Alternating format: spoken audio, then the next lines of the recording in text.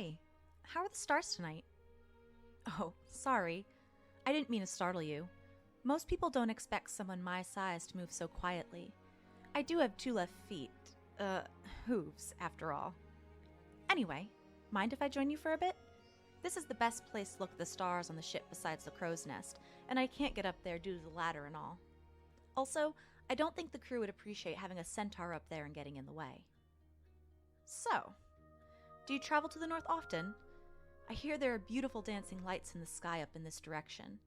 You never see that in populated areas. The buildings tend to block out the skies and stars. Not completely, of course, unless you're under the earth or water, but enough to dull the awe-inspiring effect it tends to have. Oh, by the way, did you know the stars are actually made of magic? I drove my dads to frustration when I was a foal, begging them to tell me the story of their creation every night. They're made from the power of the gods who made the gods. Isn't that amazing? Some people think they just left or were killed, leaving nothing behind. But I think it's much more interesting to believe that their sprinkled essence in that black blanket of a sky continues to observe this flooded world. And then, when a star falls, a bit of that power finds its way to Damaris. Sorry, I didn't mean to go all romantic on you. Oh, my name? Don't you worry about it. We won't be seeing each other again. And if we do, I'll try not to startle you next time. But no promises.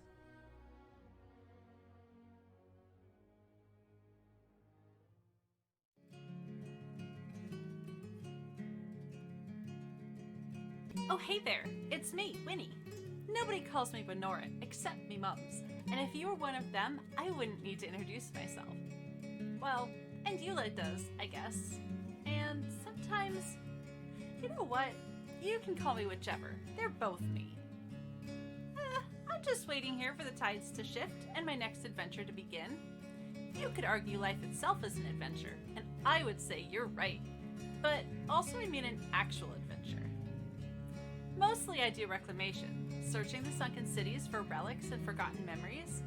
Some of these I keep, some I give away, some I return to those folk who lost them. Sure, I could tell you what I'm looking for at the moment, but I think I've learned my lesson about that. You'll probably hear about it next time I'm in the fen anyway. Not that it's important, or direct from Eula herself or anything. I didn't say that. The point is, there's a great big ocean full of all sorts of stuff. Some of it has sharp teeth, and worse, maybe, but the good stuff? It's magical, and I wouldn't trade any of it for the safety of the surface. So I'll be back. Hard to say when. You know how the winds are, but you can bet I'll be back. I pray to the great Queen Mother of the Nalos. My people serve your will with honor and righteousness. To the loyal Nalos, you are praised as the highest of gods, as I did all of my life, training and honing my body as a perfect vessel for your will, to be your champion. Well, today that all ends. The closer I get to you, the more my eyes widen. Now I see you are a plague, a disease that has infected my people. No longer will I serve as your arbiter. I now know what I must become. I will cast off the shackles. I will not become brainwashed by a false betrayer. I vow to free Triton people from their servitude to a corrupt deceiver such as you. I will no longer be known as Proximus Midnight. I will further be known as Proximus Shadow Knight.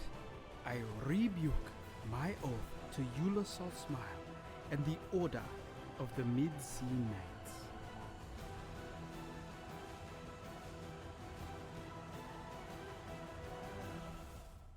I used to think I owed my entire life to Eula Saltsmile.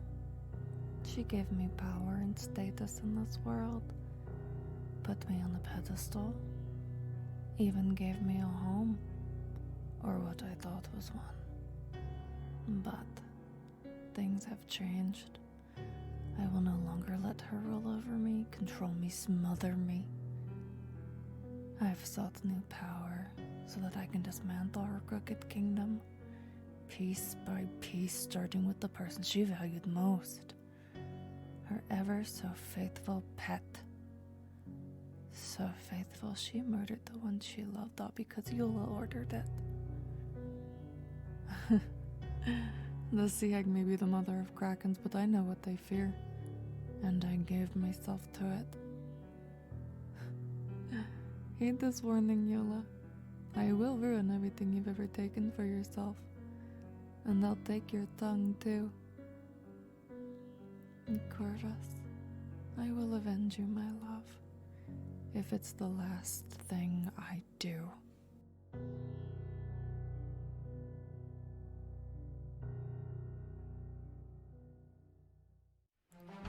The waves crash on the beach of an endless sea. You hear a voice you have heard so many times before. The horizon. She calls to you. She sings of endless wonders and innumerable horrors, of hopeful promises and dire warnings. And you feel her song. It was always there. Listen. Do you hear it? The wind is in your favor. The tide is rising. The sea is yours for the taking, and your ship awaits. Fair winds and following seas, brave mariner. May fortune find you when the horizon calls.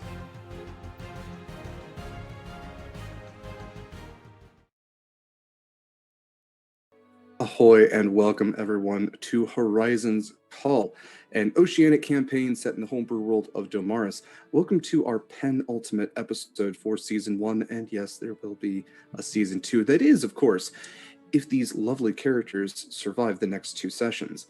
My name is Derek Sword. I am, as always, your DM for this lovely campaign, which I play with these incredible people. I'm going to have them introduce themselves and tell you about their characters before we jump into things. But before I do, I want to let you, the audience, know that you can also participate in this game. You already have, in a way. Since we hit a hype train, I will be singing a sea shanty for you all at the break. If we hit another hype train, that's another sea shanty. So bear that in mind, I guess. Also, you can add advantages and crits either to single players or to the group. That will be in the chat, thanks to Toby the Botter. And yeah, I think it's also, yeah, it was hype trains, not direct donations. But oh, that's right. For a direct donation of $30, you can introduce a complication, which is known as a black spot. In these last couple episodes, that will prove to be a little bit harder than it would normally be. So keep that in mind. Direct donation is just something that's a little more complicated to the scenario. Maybe it makes combat a little more difficult. Maybe the big boss gets healed. Maybe another enemy gets introduced. Any number of things can happen. So bear that in mind. With all of that said, I'm going to have these people, like I said, introduce themselves. So Mare, if you wouldn't mind starting us off. Hello, I am Mare, and today I am playing Acacia, your lovely centaur soul knife rogue. Thank you, Mare. My dogs are running around upstairs. That's phenomenal. Mikyl, if you wouldn't mind. Hi, I'm Mikyl, and I'll be playing Proximus Shadow Knight. Yes, you are. Yeah. For those of you who have joined us before, you might have noticed that in the last session, in this session, Michael's Proximus's intro has changed, as well as our next player, Scarlett's. Hi, I'm Kaila. I will be playing your Siren Warlock, Scarlett Shores. And last but not least, the person without whom we would not be here, Eva, if you wouldn't mind telling us about your lovely self.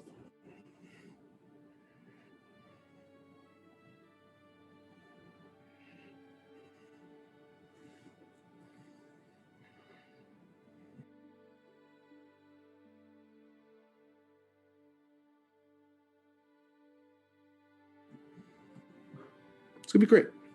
It's going to be perfect. I should also say, as I often try to, thank you, a special thank you to... Are you muted?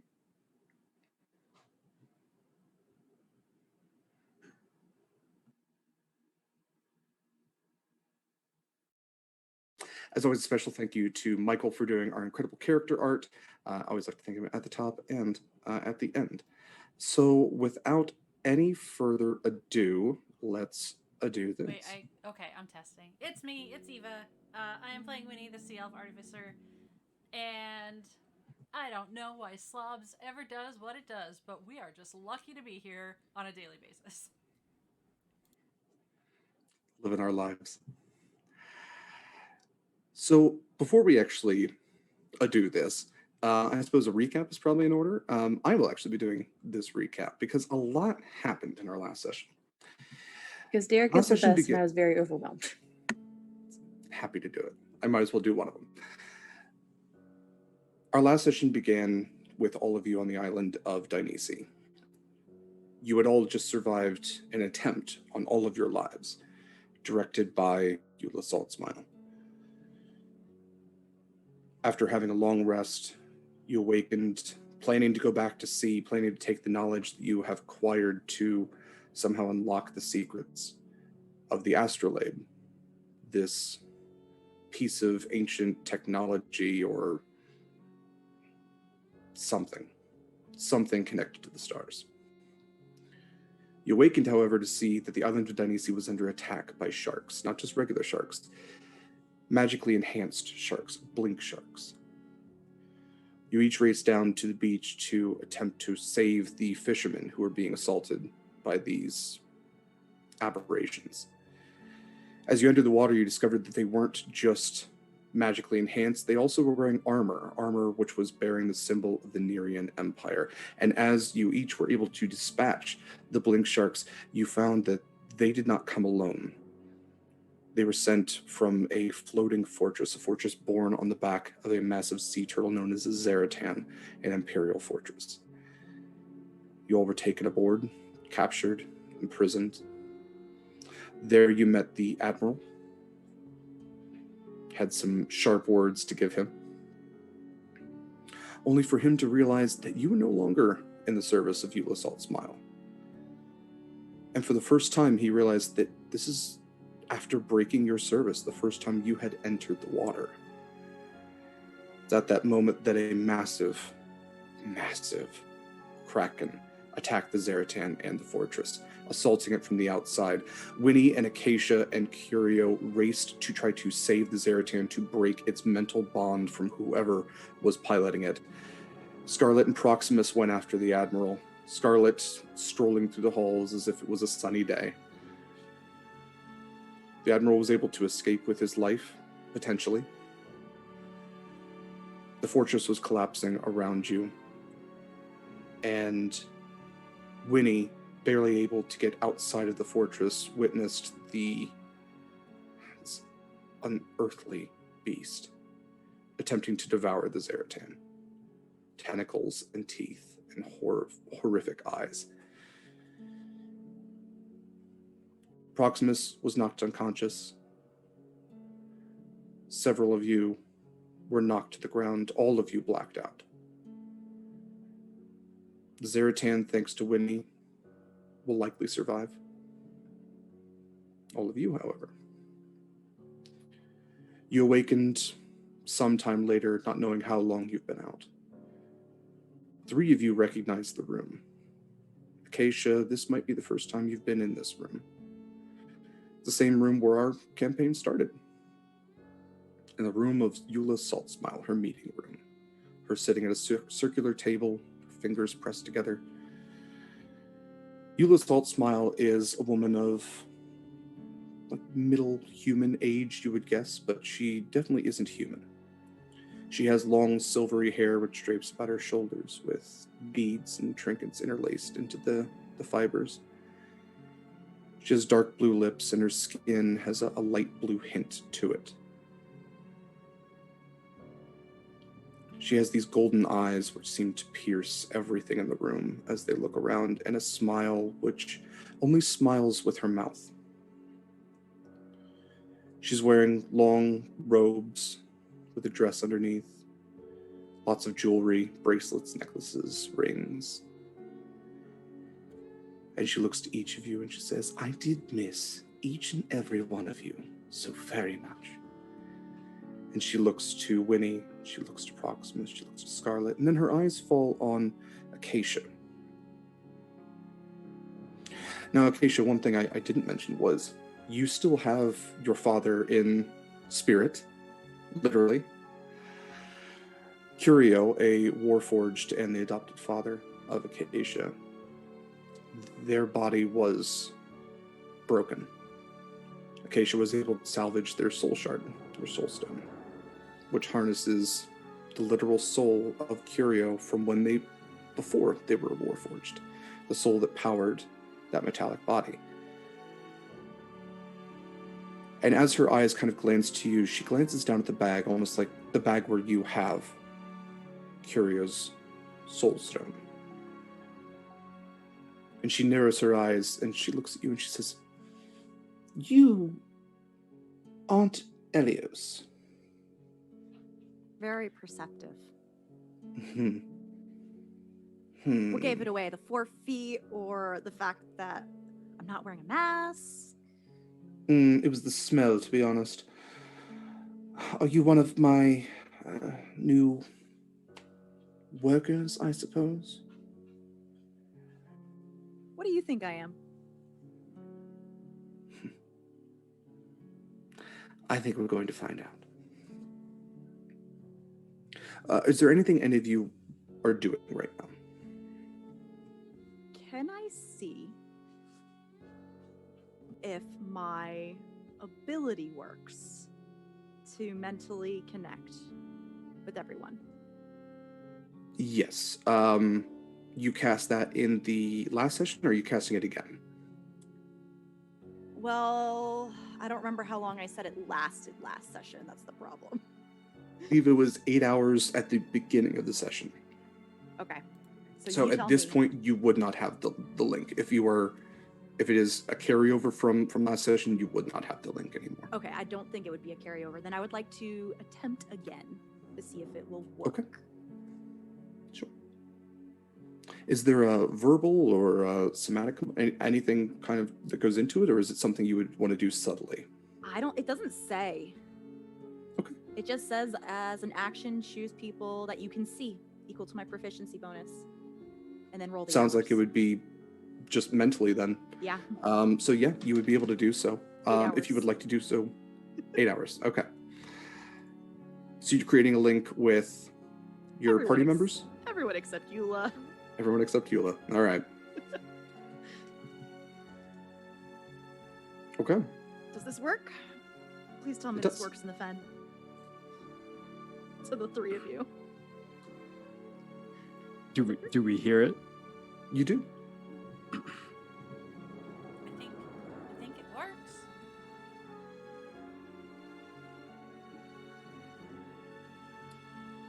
Can you hear me?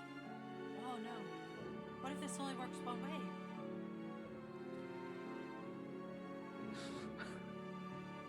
Oh no. Can no one hear me? Am I muted?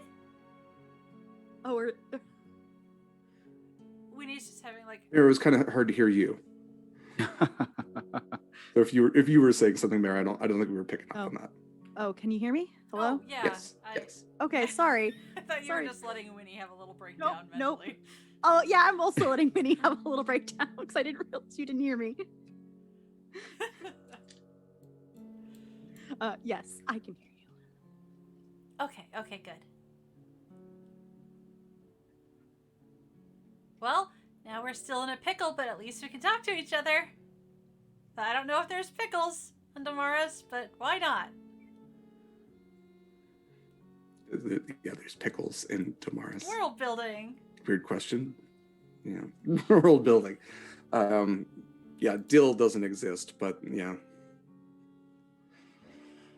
We're not procrastinating in it. Nope, not whatsoever. Anyway, Derek asked if anyone was doing anything. I did what I needed to do. Yes. Are any of you checking to see whether you have your stuff? Or I should also mention to the audience, everyone did level up to 10, considering they survived a Kraken attack. So, Kraken attack. Do I have the soul stone? Does it seem like I still have the map? My star chart. I don't care If you about would anything like else. to see if you still have all your stuff, you may roll an investigation check. That goes for everyone. Everyone. Real? Are we tied up? No. No. Okay. 23 for Miss Winnie. I can pass this check. 18 for I got a Proximus. 5. Okay. I got a 12. All right. Scarlett, you're pretty sure you have all of your stuff. Winnie, you kind of look around for a moment. Where's little Jeffrey? But then you reach into one of your bags and you just like feel a little metal claw hand just give a little tug. And from the inside, just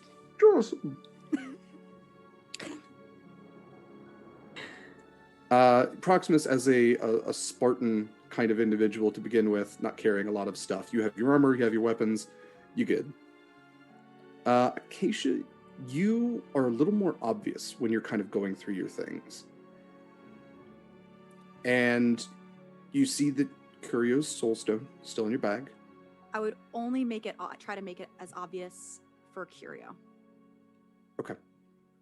I'm trying to be not as obvious for everything else.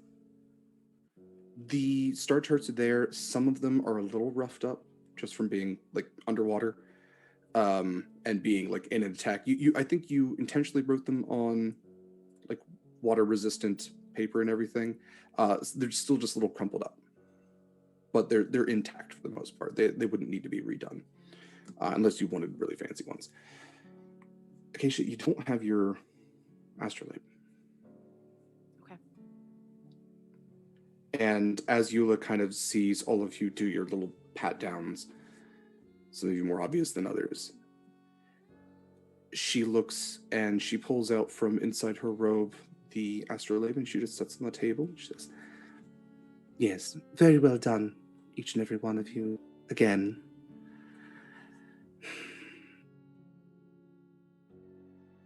I'm impressed, but I'm just so terribly disappointed. You let me down. What were you planning on doing? Cutting and running with what rightfully belongs to me? Last time I checked, I didn't work for you. Don't you? No. You were aboard the Innocence. You recovered an object that I asked to be recovered. I needed a ride. Oh, so you needed something. No No. contract was signed, Eula. No contract. We could fix that. Nothing was verbally agreed upon. She is not under you. She could be. No. I see you have a soul stone. What's your name, by the way?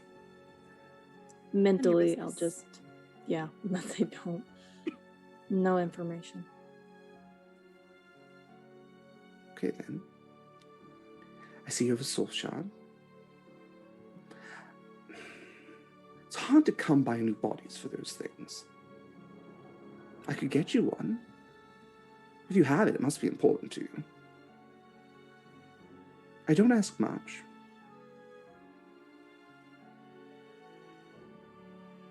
That's fine, we can talk about it later. No more contracts. No more Scarlett. trade for things, Eula. You're one to talk, Scarlett. Made one trade for another, didn't you? My life was already forfeit. Certainly was. And Proximus, I'm most disappointed in you. Look at what you've become. You're faded. You look sick. You should just come back into my service, Proximus. Do what's best for your people.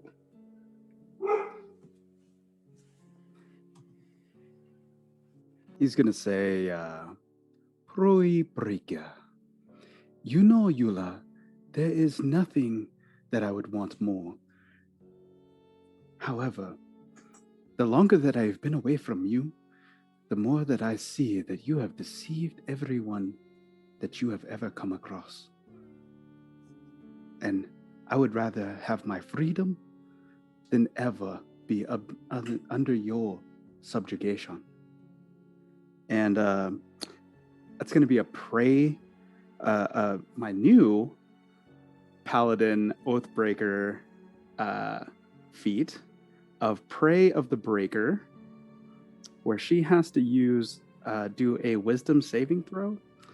And I'm also going to use 2 sorcery points to make sure that that's a disadvantaged.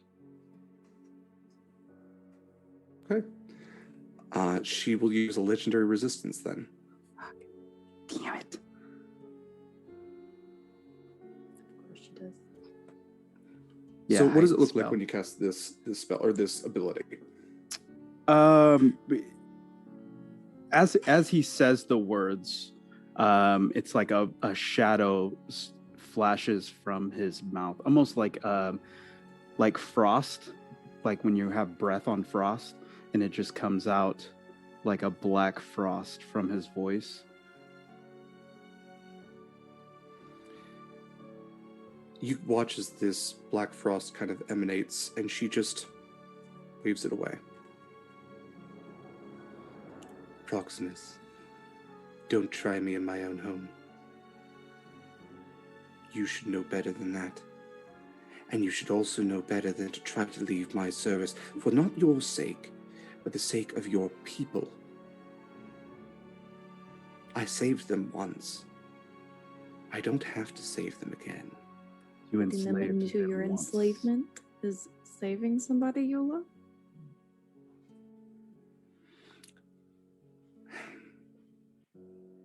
I think we're being My a little point. too antagonistic right now.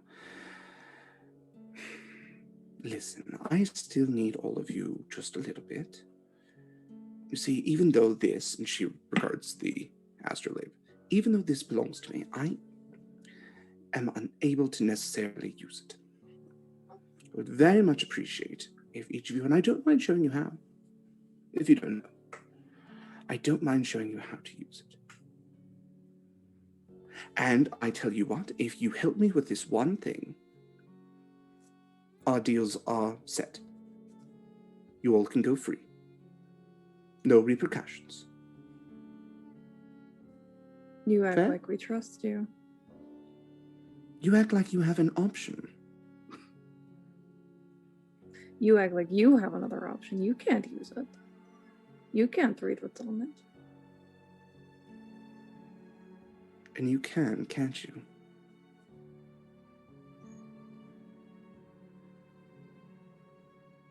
That. Yes, dear, I can see what's marked all over you, and also, don't worry, it doesn't have the same effect on me that it does on, well, people like poor Elliot. When can you read this, Scarlett? In my mind, yeah, I'm This like, was out loud. you can read what? Oh, I'm not even bothering with the mind link. Oh, did Scarlett not tell you? Still keeping secrets, dear. What are we Well, to talking be about? fair, I'll give her this much. We did end up getting almost assassinated by your people, by the way. Then blink sharks, and then you're Kraken, and then we're here, so there really wasn't enough time to talk on why her hair changed color and anything that resulted from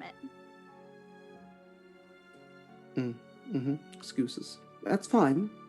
Scarlett, I'm so proud of you for making friends, but you shouldn't lie to them so much. I did it to keep them safe. Winnie does like a little choking cough laugh when Eula says that. And tries to just parlay that into a full-on cough.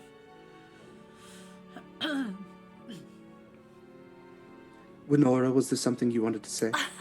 No. I'm A-okay over here.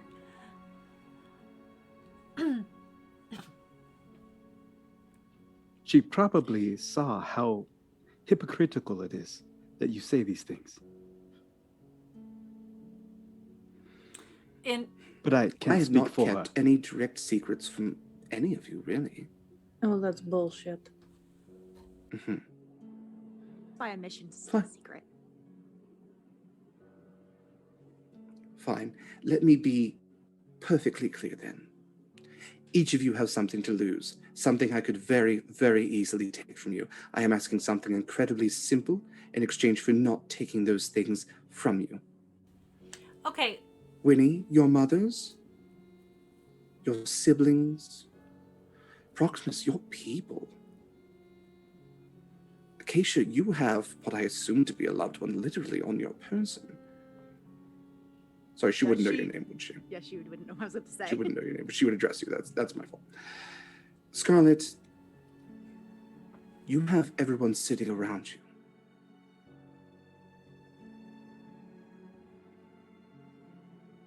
I'm asking something simple. To give you the world. The thing that you've always No. wanted. Give me a star. That's all I want. It's more or less equivalent. Small shard of a star. You know as What well do you as want to us, do it's with it? not exactly a star. You're right. What do you want The way to do that I with it, see it, you Eula? have everything to lose.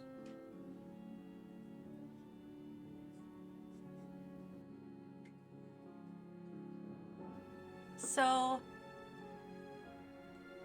what, you just show us how to use the astrolabe and send us off to bring you back this not a star shard? Oh, no. I show you how to use it. We all go together to get it. We acquire it. And then you're free to go. I mean, that sounds like a pretty good deal when you think about it. Winnie, shush. No. Don't be rude to your friends, Scarlett. We're Nora. I'm glad you see it that way. Winnie. Thing is,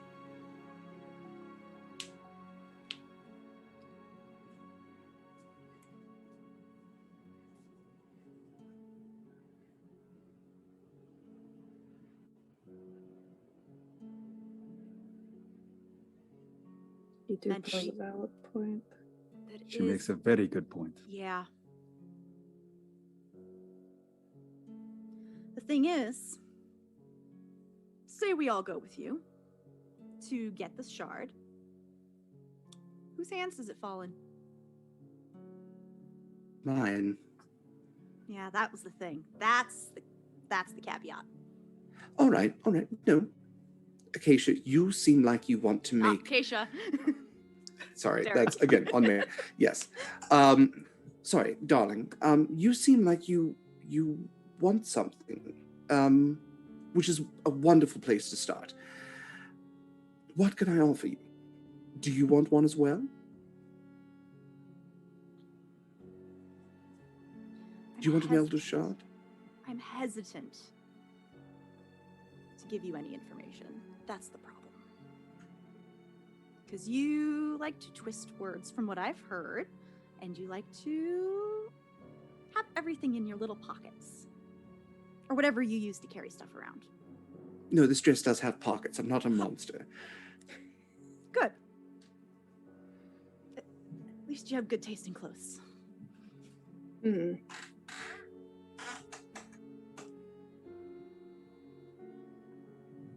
Listen. And she will slide the astrolabe further towards the center of the table where there's a lantern sitting, the only light emanating in this room. It's very simple. Our last deal, and all of your debts are paid. Winnie, I will pay you enough that you can do whatever little adventures you want, explore whatever you want. I do like As exploring. long as you... I know you do, darling. Proximus, your people will be safe, and... I will take another in your place, and you will be fine, you will be safe. But you can go free and live whatever half-life you've chosen to live. You think that this is a deal that I would take? To leave my people in your under Go your back to roof? them. I will never interact with your people again, directly. And they will be safe from everything that I have direct control over. Mentally, I'll just remember how she miswords things. Yes. She never deals with your people directly.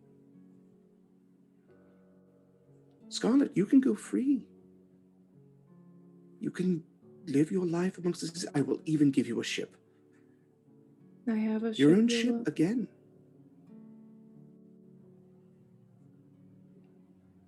You know how the Innocence works.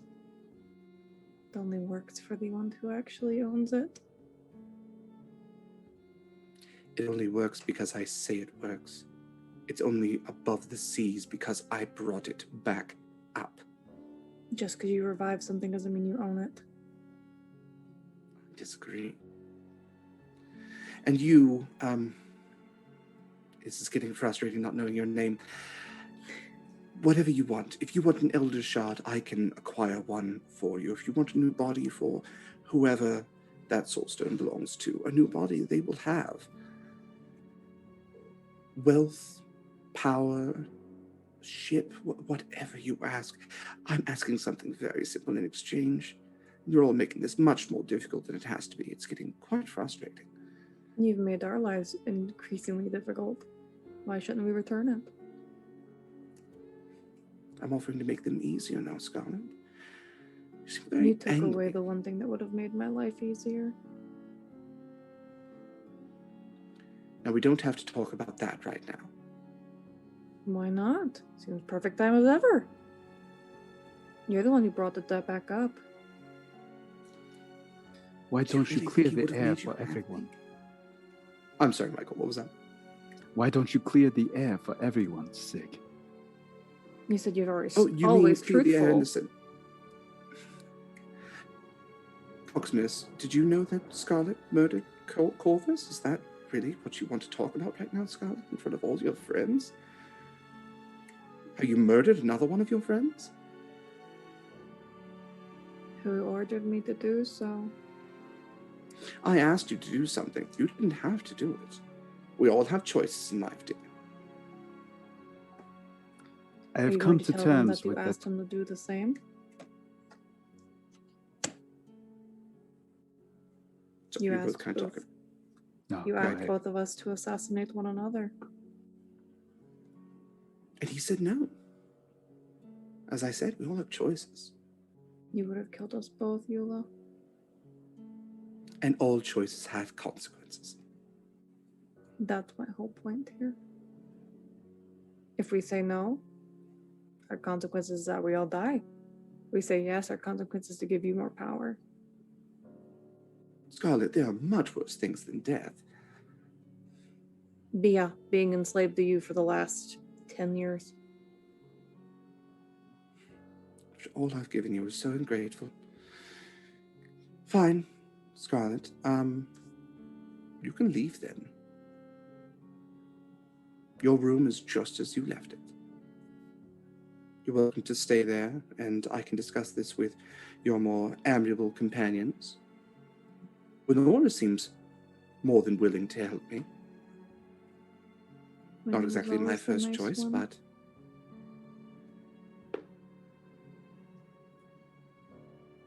What was it, Killer?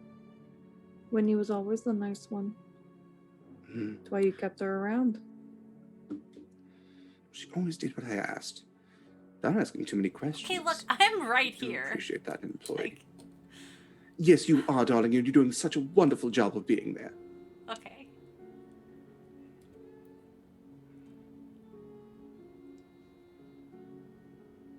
So if we take this deal, when do we leave? It will be pretty clear that it will be immediately.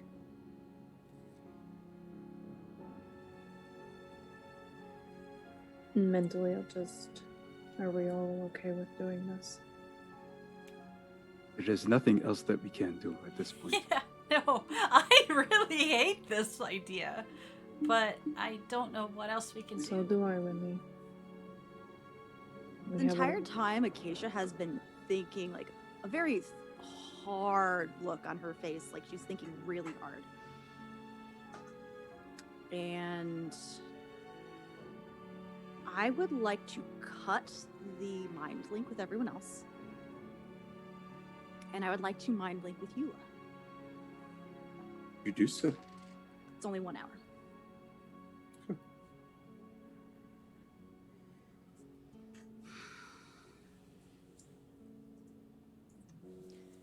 If I were to help you get a Elder Shard, what are your proposed conditions? Looking at everyone's past perception, the only person who would notice something would actually be Acacia.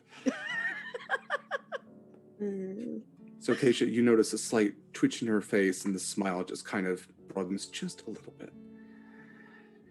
And you hear back, "Well, darling, this is very interesting, by the way. I've not done this before." Learn something new every day, right? I try to. You helped me get an Elder Shard. Me, no one else. Help me acquire it, and I will help you do whatever you want, of course within reason. If you would like employment after that, I am more than happy to provide that to you, especially if you choose to take out any or all of your companions. But that's not a requirement, of course. Just makes it easier for me in the long run.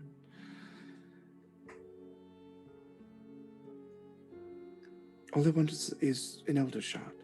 If you want the same, we can share.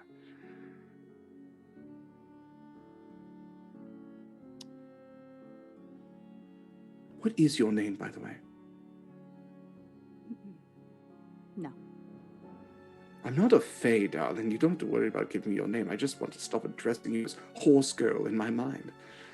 If you want to call me something, you can call me Priscilla. Priscilla. I know I don't look like a Priscilla, but you're right. It's You better really than calling don't. me horse girl.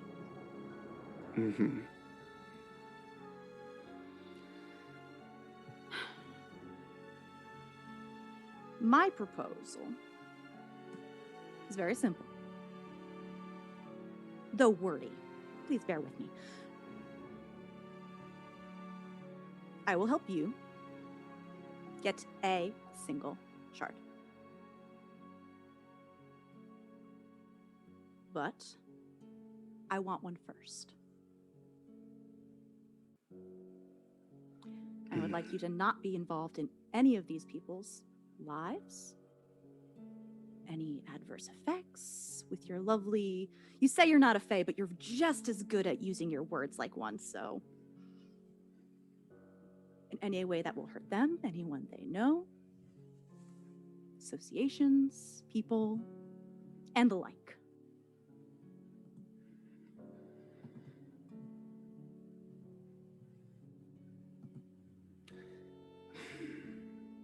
Getting you a soul shard, an Elder Shard first, is the more difficult part of that. I'm perfectly fine with the rest of it. I need mine first to get the second one. Priscilla, I need that kind of power to reach and grab another star. You don't know what this thing is, do you? It's a one-time use object. But if you provide me with enough power, I can reach any Elder Shard I want. It goes both Reach ways, into that then. inky black and pull down a bit Then of I can light get one and for bring it back. you. No, I'm sorry, darling. That's not how this works. You would be Do I believe her when she almost says it's on a par one-time... with me if you had an Elder Shard, where I am currently. Do I believe her when she says it's a one-time use object? You can roll insight.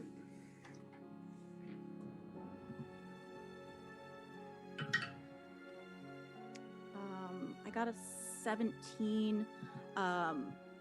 If it fails, I'd like to use one of my psychic abilities. So all I need to know is if it fails or passes. And then I can roll a D8 It was on lower top than of what that. she rolled, but you wouldn't know whether she was rolling perception or deception. I will say that. Okay. In that case, if you'll allow me, I'd just like to use one of my abilities to Sure. up my roll. 22.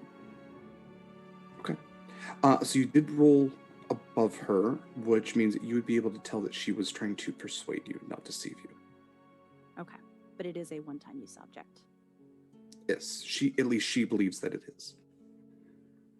The difference between you and me, though, is you have a reputation for using your words and deceiving people and making deals. Notorious. Infamous. Infamous. You're right. Well, the difference between you and me is I have a reputation. Sometimes it's better not to have one. Do you want to go from being no one to a demigod? Is that it?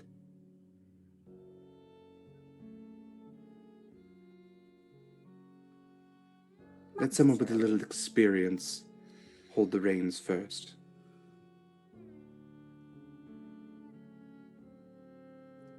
I think everyone would see this look. It's not necessarily confusion. It is confusion, but at what? It's hard to tell. She will then address everyone out loud. Well, final offer. Here's the device. And if you're willing to take it, I will grant whatever wishes I can possibly grant you.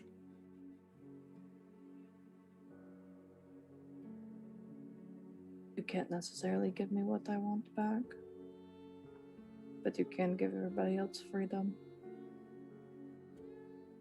I can. Is that what you want, Scarlett? I accept your deal. That's my girl. Don't call me that. And she will slide the astrolabe towards your area of the table. I will take it and I'll hand it to Winnie. Winnie will take Wonderful. If you all would care to join me. And she stands to leave the room, that singular door that you came in on your first day in the Fen. Proximus' first day in the Fen. And she exits. Are all of you followed? I'd like to reconnect with everyone else. Did we notice when the link... I like to think it's like a tickle at the back of your head. But that's a personal preference. That's only 1 hour. Like when someone stares at you? Yeah. So you get that little tickle again that it's back. And to be fair, I guess we wouldn't know how long it lasted to begin with, so... Yeah, that's fair. Is there anything super interesting, like, relic-wise? Because Winnie's got a Winnie. What are you talking about? In Eula's office. No. So the office is pretty bare as far as things go. Singular wooden table, 4 chairs around that table. I guess 5 chairs. It's her office, not like her sanctum. Hey, using a chair? Well, sure, but there are 5 chairs. There were 5 chairs in the first session. There's 5 chairs now. Yeah. To be fair, she didn't think she was getting Elios. Yeah. Yes. Who also did not sit in a chair. Because nobody fucking sits in this game. Sitting is weird when you are like a sea elf. Like it's a weird. Yeah. You don't sit underwater, Derek. You don't sit underwater. You can, I guess. So lantern in the center. There is the chest in the corner that Scarlett would traditionally sit on. That did have magical objects in it. The gifts that she gave all of you in the first session. But you can take a look. Nah. Okay. She'll... Otherwise, that's pretty much it. There is a window with wooden slats on it. That's pretty much it. Nah, she'll leave. Okay. All right. So as you all leave the office, you enter the bar area, and you would all see that it is empty. The first night that you came here, it was full of patrons. Nesh, the lizard folk behind the bar. Nesh is gone. Now the patrons are here. It's clean. No glasses. It's not like it was abandoned. She steps out onto the wooden boardwalk of this swampy exterior. Low mist hanging just above the water. And she goes walking across the boardwalk and the wooden bridges. And it seems like, even though Proximus's feet definitely make a sound hitting the wood, hers don't seem to make much noise, if any at all. And she goes out to the far end of the boardwalk, to where the dock area is. Looks out to an otherwise open ocean. No sights of land nearby. I don't think any of you would know necessarily where you are in the ocean at this current point.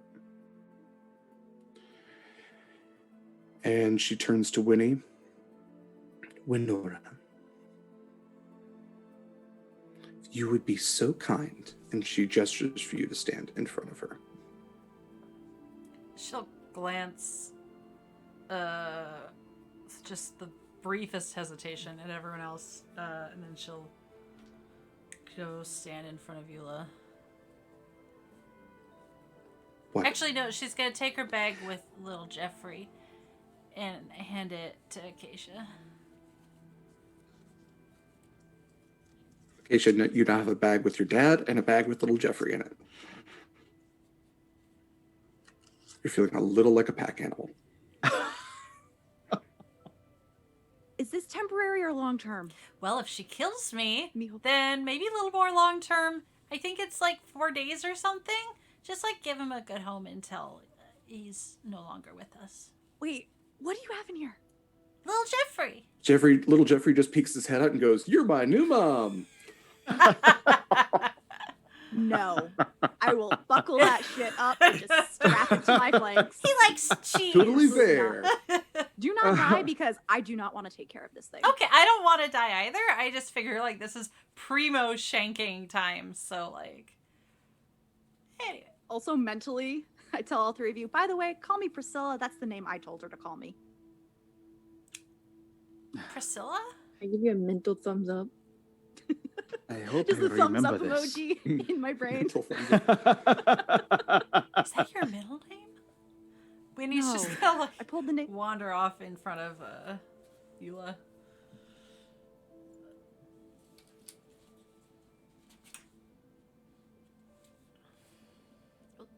I was just thinking if Jeffrey was going to quote Gandalf about death. I love him. Death is just the final journey, one that we almost take. Yeah, Mary's got it.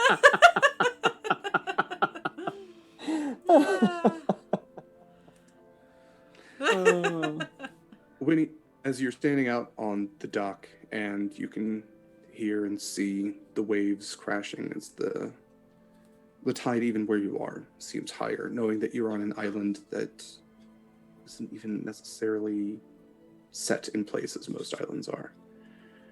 The night sky stretches beyond just an endless sea of stars. Eula takes your hand with the astrolabe in it, and holding that hand above hers, listen very carefully, Winora. This device must be matched to very specific stars in a very specific order. Now, before you do that, you need to align your 2 rings. Do you understand? Okay. Okay. Spin your outer ring 5 clicks to the left, your inner ring 10 clicks to the right. Why can't you do this? And align. If you're going to ask questions, it's going to take so much longer. Just the one question. She does have a valid point, though. If you're gonna get it either way, then what's the point? Aren't you old as hell anyway? What's another minute or two gonna... I am blocked in a certain way from accessing the magic of this device. Rightfully so. Whoever did That was the original plan, making at on their least. toes. Hey, Winnie. Mentally. Yeah, hi, I'm here. She said this was a one-time device. How good are you at sleight of hand? Oh, I am surprisingly good at it. Why do you ask? If we don't want her to get it, you could fuck up the coordinates. Oh, that's easy peasy. I think. It'd be easy, right? Can we all hear this conversation in our heads? I'd let you all in on it. I will say, I do appreciate that plan, but we have also previously established that Acacia was using the astrolabe to line up stars. Mm-hmm. So by default, that would have already used up the one use. It is a, I should say, just for the sense of metagaming. Yes, it is a one Elder Shard use. Yeah, that's what I figured. Okay. That's how I interpreted it. Sure. So we can use the astrolabe multiple times, but the Elder Shard it finds only one. You can only use it to get an Elder Shard. You can essentially like mess around with it. It's like a padlock. Okay. You can spin that padlock over and over. Gotcha. Okay. There's one combination that works. Got it. Okay. And it only worked that one time. It will. So I am the only one who can read the symbols. I can misguide you, Winnie. Okay. Purposefully. But we can make Eula think that we're off to the right part. Got a full map. Get as far away from the island in the fin as we can. I've been mapping them for weeks, and I've got a nice chunk of them in the northern hemisphere mapped. I can lead you to one that is not a shard. Hey there, how do Krakens do in the cold? Do you want to roll me something for that? Yeah. Okay. Why don't you go ahead and roll nature? We can see what you would think about Krakens in the cold.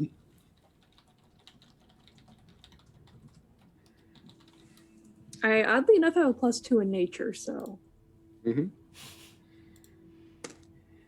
That's a 21. That was a natural 19. Okay. Let me look at how Krakens do. You weren't expecting me to hit that. Well, no, I was expecting to give you something. I'm just not sure about. You would assume that they are fine with it, not necessarily for or against. I mean, they're oftentimes deep sea creatures, so they have enough structure to them to survive in the cold. Now, if you put one in a block of ice, that's a different story. And the same thing to a polar bear. You put a polar bear in a block of ice, it's not going to be happy. But at least swimming in Arctic waters would not deter a kraken too bad. Polar bears are endangered. Chat, please do not put them in blocks of ice. Give them blocks of ice, but do not actually encase them in blocks of ice. Only put the evil sea hags in blocks of ice. Our next charity is going to be blocks of ice for polar bears. I'm making a note. It's ices for polar bears. Everyone go to 7-Eleven, mail a polar bear an icy. Okay. Can we just make this a polar bear plunge and just be done with it? Is that a Northeast thing? Does anyone else know what a polar bear plunge is? Yeah. I haven't done it. Okay, good. Too cool, but okay. So, good. Just want to make sure it wasn't. So, okay. Scarlett. Okay, what symbols am I looking for? It's a great question. What symbols is she looking for? So okay. Scarlett, you would be able to read it, but it's like you can read a language without knowing what the alphabet is, I guess. So you would have to describe the symbols. It's like first class trouble. So like one is like a parentheses going one way. One is like a parentheses going the other way. No, not like that. Like flipped the other way. And then there's a line on top and a dot on the bottom. That's the first symbol. So this is almost a game of telephone. Yeah. Because also another thing we established is that everything has to go through Acacia. Yeah. Oh, yeah. You all cannot necessarily hear each other. Acacia is your operator. Yeah, I'm flipping those switches real quick. Yes. But Acacia also has the star charts. Yes. Okay. Gosh, golly. You did this, Derek. I did not. So, Scarlett, for the benefit of it, for you try to explain something Mm-hmm. that you are knowledgeable about. Mm-hmm. I'm actually going to say that this is a charisma check. Okay.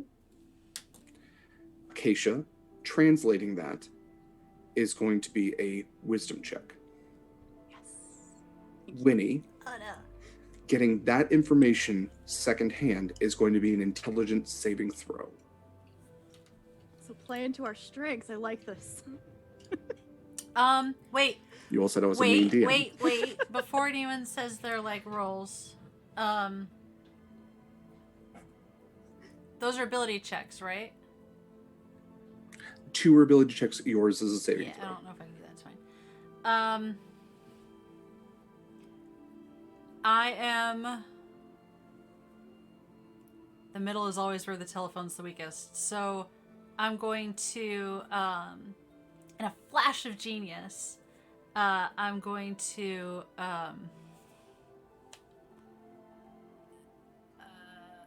assist, I guess, Acacia somehow in the translating. So add +4 to your roll, Mare. Just straight +4. Yeah. Whatever your roll was, you get +4.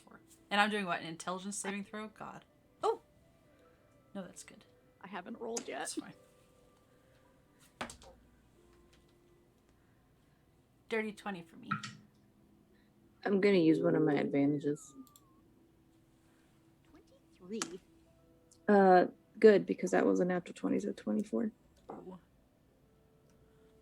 Thank you, Winnie. Scarlett, Oh, wait, you no. are successful. Yes? Sorry. I didn't add my wisdom. 26. Okay. Scarlett, you are successful in identifying the symbols. These very similar to like a Nokian script kind of symbols, like a reverse horseshoe with like a little curly, and this one's like 3 parallel lines with like a dot. You're able to translate that well enough to Acacia. Acacia, you can vividly see these images in your mind. You can translate them well. And as you're explaining to Winnie, you are doing your best to keep a straight face with Eula. But you pick up, you're pretty sure, on the symbols that you're supposed to have. So let me ask you, what is the ultimate goal with this? Is it to summon an Elder Shard, but not the one that Eula wants, one that is further away? Do we know where it's going to fall? You would have okay. I would say you would have a really good guess. So where are you trying to have it fall? I was thinking we were just falsely leading her to what we thought was an Elder Shard, but not actually one. Or did we want to try pull down? I was originally thinking doing using the charge, but not pulling an Elder Shard. But I don't know if that's possible.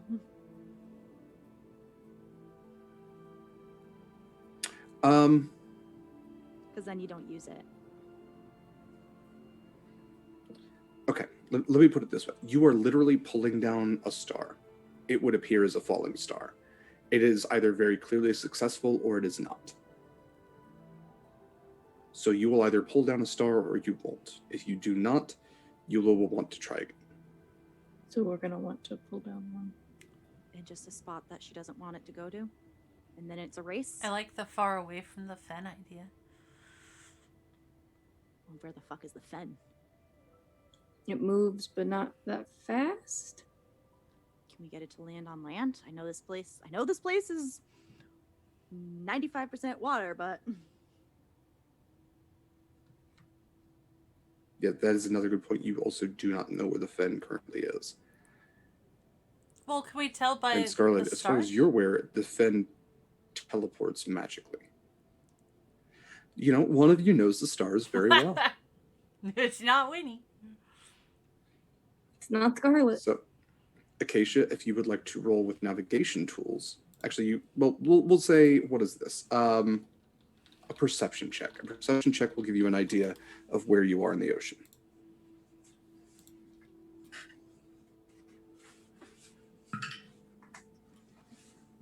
a 30. Of course, my map's all the way over there. A 30. I got a 19 Okay. on the die. All right. My map is all the way over there. You actually are not that far from where you were in Dynesi. You are almost centered in a grouping of islands far enough away from them that you can't see them, but a group of islands called the Shatters. It's in the South Sea. A little bit further southeast, and you would get to where Acacia is from. We're not far from Dynesi. Dynesi and Soteria. Perfect. So, do we want to set it down on land? Is that the plan? I don't know if we can be that accurate. Falling Star. Yeah. A magic star. What could go wrong? Far enough from here that we do have to travel away from the fen, but not too far. I don't I want will to say- leave the Nisi that much. With all of this conversation, Yeah. Eula has kind of lost her patience. Winora, She's gonna just like are you all right? start spinning the dial. It's just a lot of pressure. But I got. It's totally fine. Winora, I tell you what. Full transparency. I just don't want to let you What down. would make this Eula. easier for you? Oh, it's totally fine, darling. In fact, we're going somewhere you know very well. Where are we going? Olmira, darling. Oh. Oh. Where you found the first Yeah. piece. Yeah. There was a reason for What are the that. odds? Well, pretty low considering that they were connected. I'm not a math CL. You're not going to get anywhere by being a smartass. In the mind link, she's gonna say, "Look, I need coordinates, for somewhere. Otherwise, we're just gonna go where she wants us to go. So, what? Winora, I need you to line up the crossbar at a 45-degree angle to that symbol. Okay, Claire doesn't Oh. know the map Is there one like south of Dynesi? Yeah. that we can try and land south of Dynesi. Not super far, but just not with the one she wants. Let me see. South of Dynesi is a lot. Not like all the way down, just like far enough from the fin. Have it land in your turtle friend's territory. Nibirians? That's That's actually where Olmira Yeah. is. Oh, never mind. I Oh. didn't know that. that was good though. That was a good thought. I didn't know that. Shit. So like in No, that it's okay. little gap between like Bryanstone and Inverness. Words. Nibirian's Wake. Yeah, right up there. Yeah, actually, that's right. You do have the I map. do. Sorry, I'm cheating. Oops. Proximus, do you have any ideas? Winnie is like spinning the dial, just to like look like she's doing something. I suggest you give her what she wants, and we can deal with it when we get there. If we give her exactly what she wants, we don't stand a chance. If it's further away, we've got a little more time to think about it, but okay. I can get to it first. If we stay somewhat close to Dynasi, I have a thing that can potentially help. Maybe. She said that if I get it, I'll be on par with her as she is now, and that puts us on even playing fields. It's just going to be a race. Okay, so are you giving me a coordinate for something close by then? Or am I just listening to her? Winora, I need you to line up that crossbar. Derek, can we say we have something close by, though not exactly where she is? I think none of us are working with a map except Winnie right now, so it's just like. No, that's fair. Okay. We're all just like, we don't know what's what. So I will say, okay, for Close, Winnie's but not benefit, where she's expecting. close, but not where she's expecting. Like the opposite direction of what she's expecting. Like if she wants to go northeast, maybe we want to go north or northwest. This is tough because Yeah. what you're trying to do is combine the knowledge that Scarlett has, the knowledge that Acacia has, while both of them have been very secret about the information that they actually have. Who would have thought Because that Acacia would bite us knows in the ass? the constellations. Acacia knows the constellations. Scarlett knows how to read the symbols. Winnie has the device. And you are all trying to mentally line up all of that information through Acacia under pressure. That's what's kind of tough right here. Yeah. You all were able to at least translate what symbols, but Acacia, you would have a pretty good idea by looking up at the stars and by judging where each of the constellations, which you are pretty sure are connected to certain elder shards, are.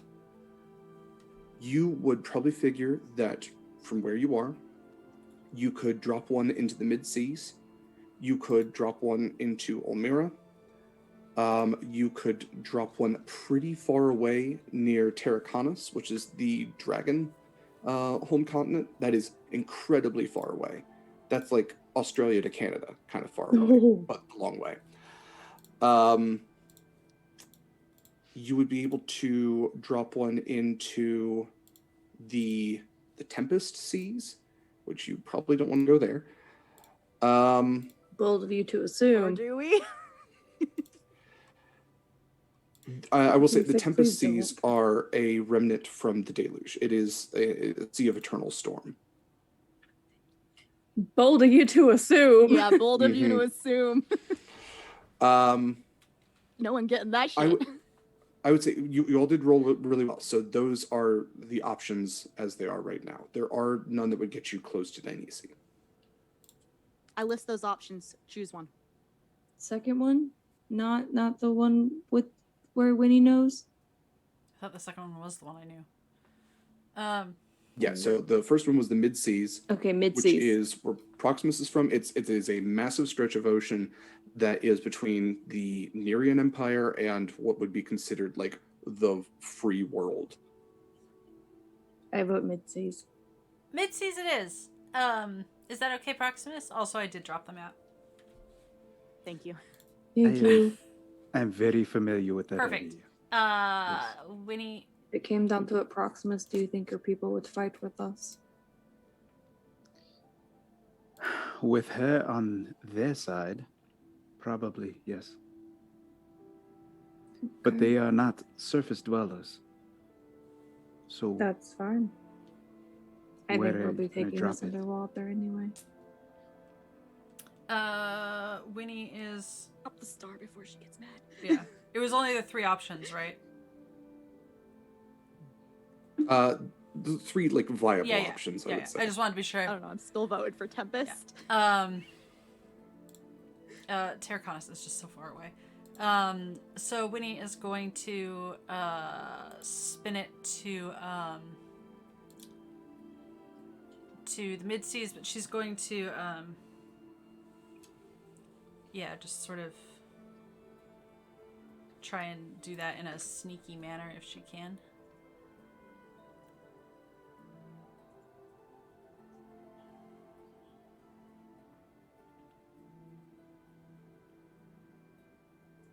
Oh, you said something. I did not hear you. I'm sorry. Sleight of hand? Apologize, I was muted. Yes, Okay. sleight of hand. I apologize. It seemed like something you would say, but we're going to use an advantage. So am I. Oh no. You know what? We're also gonna use a crit because stress. So 30. Please and thank you. She doesn't say anything. You kind of just cup your hand over, click it into place, and then as your hand is cupped over, you are able to just subtly with your gloves, click it to where you actually want it. Muffles the sound. Wonderful. Now, Winora, if you would just line up your sight with the constellations that I pick out to you. So if you're just going to look up, and she's going to stand behind you and try to guide you to the stars. Now, Winnie, I'll need you to make another sleight of hand because you are going to be picking a different constellation. Yeah, that's fine. That's fun. While she's getting information from Eula, can I tell her which ones to actually look at? You may.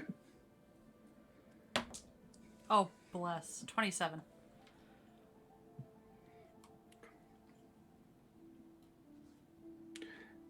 You have pinpointed the constellation of the Archer. She was telling you to pick out the constellation of the Singer.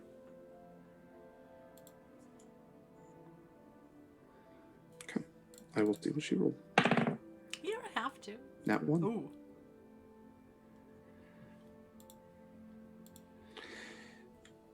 Winnie, you would watch as very deftly you're able to line up around these, field of stars, endless stars. But you pinpoint each exact star in the constellation of the Archer. And as you do, you can actually see through this kaleidoscopic oil slick as you look through the line of sight of the astrolabe. When you hit a star and connect to the next, a line connects with it. And the lines connect through the star until you have created that constellation in your vision. And as you do, a star at the center of the constellation, one you could not previously see, illuminates, flashes, and begins to fall.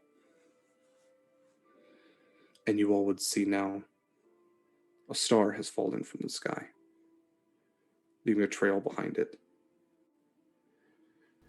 Eula turns to you with a frown on her face. Did I do it? Honora, Uh-huh. do you think you're clever? I mean, sometimes.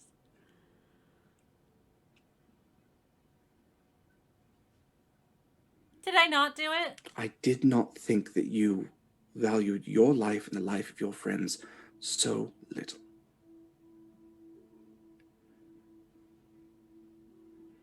You've saved no one, Honora. I mean, I guess we'll find out, won't we? We will. And with that, I need all of you to make dexterity saving throws. Oh, no.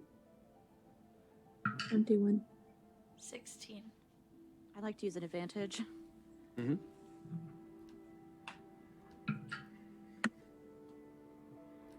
25. 19.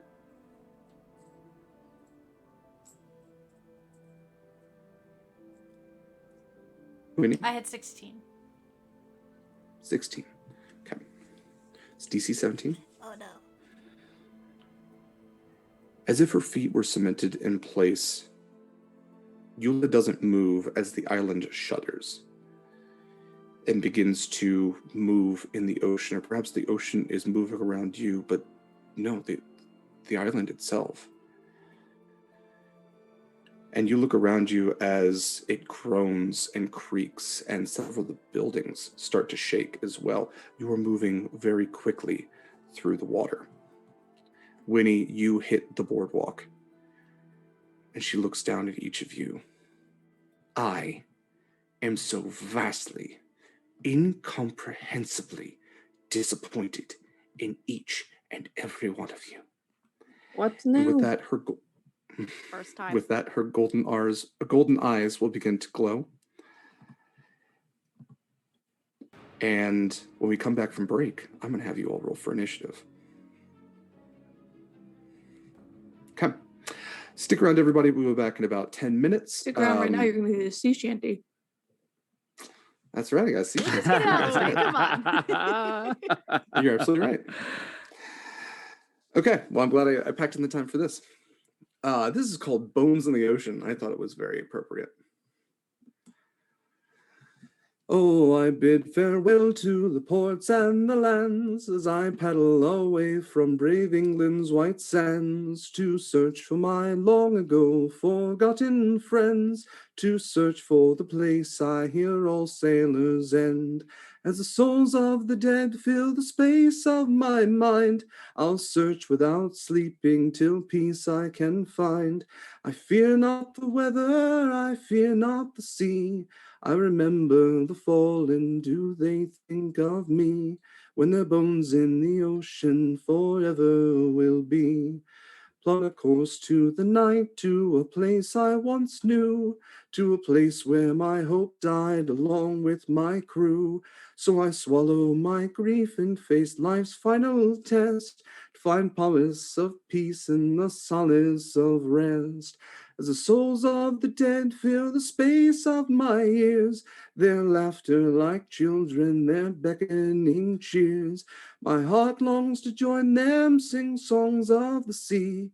I remember the fallen, do they think of me? When their souls in the ocean forever will be.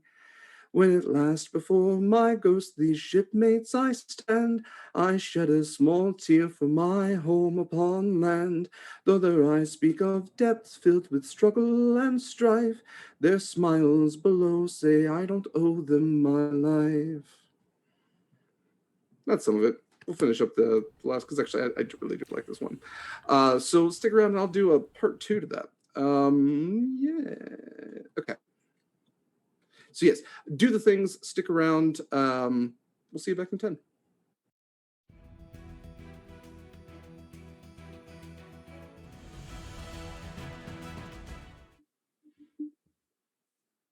Hi everyone, welcome back. We missed you. Hey everybody, let's go ahead and roll for initiative. As Eula begins to shift slightly, her yellow eyes begin to glow, her form begins to darken, both in color but also in aura, for those of you who can view that sort of thing.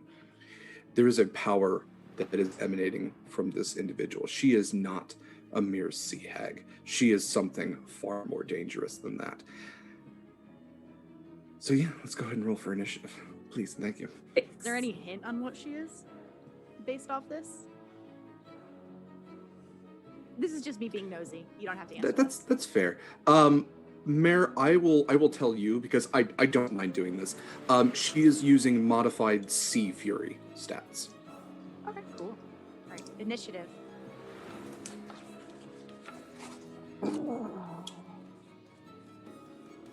God. I rolled 6. 23. 11. Okay, I'm sorry. And that was with advantage. Oh, Winnie. So I'm sorry, Acacia, what was yours? 23. 23. Scarlett? 6. 6. Proximus got an 11. And Winnie, yours was 7. 7. I thought you said 20. Okay, well. No, this. Apparently, none of you really want to This play. means This many. This many is 7. But yeah, you all hear Not a in your math heads. gag. Yes, dear. Full disclosure, I'm going right for that shard. Yeah, I think as long as, she doesn't have it. I've never seen the island move before. I kind of hate it.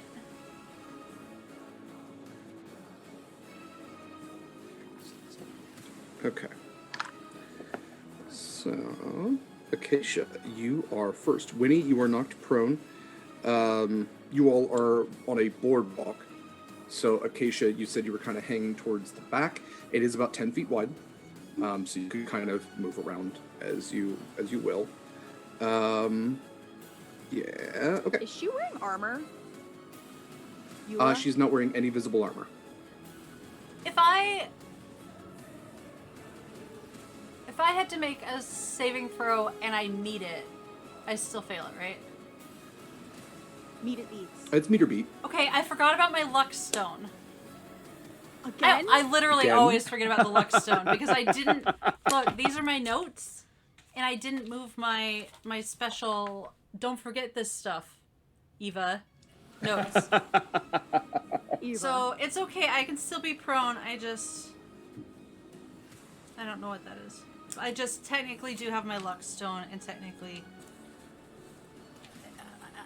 look, I have strengths. Eva, you are not Okay. prone. I have strengths, and that's just not one of them. You're not prone. Don't worry.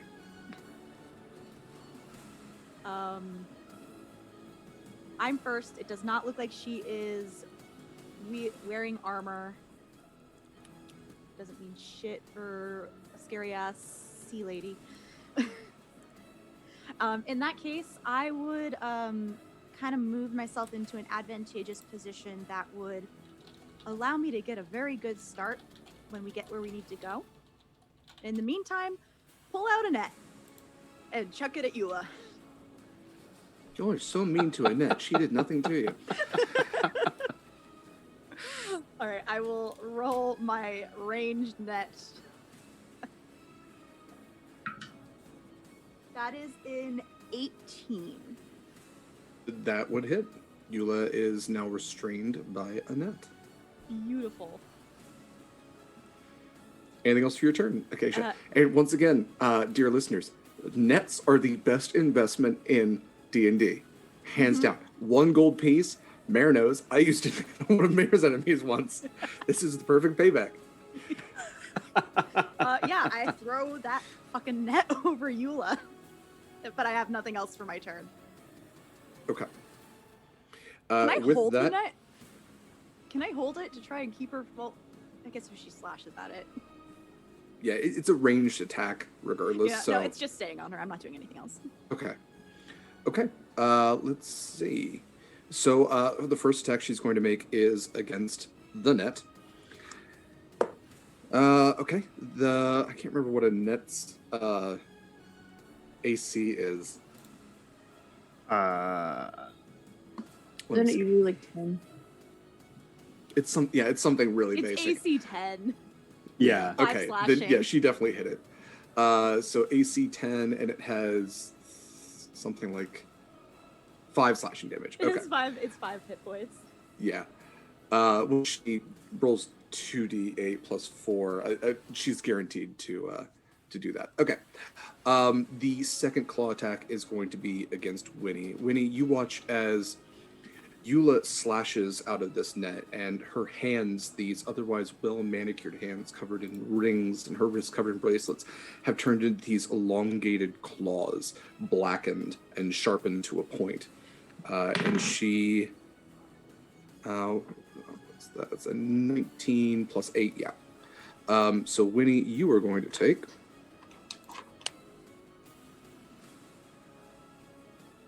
What's that? For 18 points of slashing damage. That is it for her turn. With that, Proximus, it is your turn. He's going to point his fingers out. He's going to stand up and start chanting, Skadulim. Skadulim. And Black Blade is going to form in his right hand. In his left hand, as a bonus action, in his left hand, he's going to, oh gosh, this is not going to work. Weirlong Luck, and he's going to throw out a black lightning lash, lightning lure at Eula. Mm-hmm. And that is a save. Oh, God. 16 strength.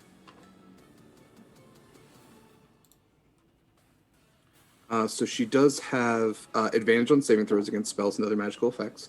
So she rolled a 12 and a 16. She has a +4, so that is a dirty 20. Damn. All right. She still takes the damage, though, yeah? I believe so, yeah. I Yeah. just don't think you pull her. Yeah, 2 lightning damage. And then he's Okay. going to dash forward and make a slash with his Shadow Blade.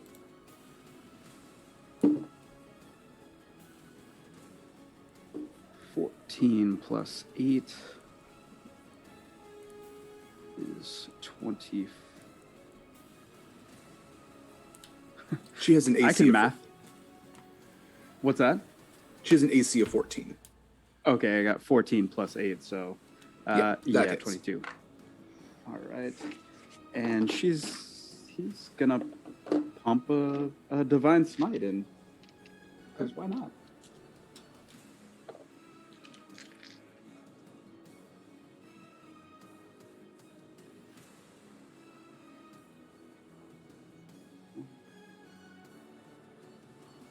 $27 damage. 7 damage? 27. 27. That sounds more 27. like it. 27. Yep. Okay. Proximus, anything else for your turn? That is all I can do. I am now in melee range with my deity at one point. Sure are. My former deity. Great. Cool. So you cast Lightning Lore, and she catches it around her wrist, the wrist that is now dripping with Winnie's blood, the hand that is dripping with Winnie's blood. And as you go to run forward, she pulls you as much as you're running. And as the blade kind of drives through her, she just tilts her head. No. And with that, she is going to use one of her legendary actions. And she is going to summon from beneath you. You'll watch as out of the sides of the island, 3 gargantuan tentacles erupt outwards and begin to kind of curl to pounce down. They will go on her turn. All right, next up is Winnie. Little Jeffrey, to me! Awesome!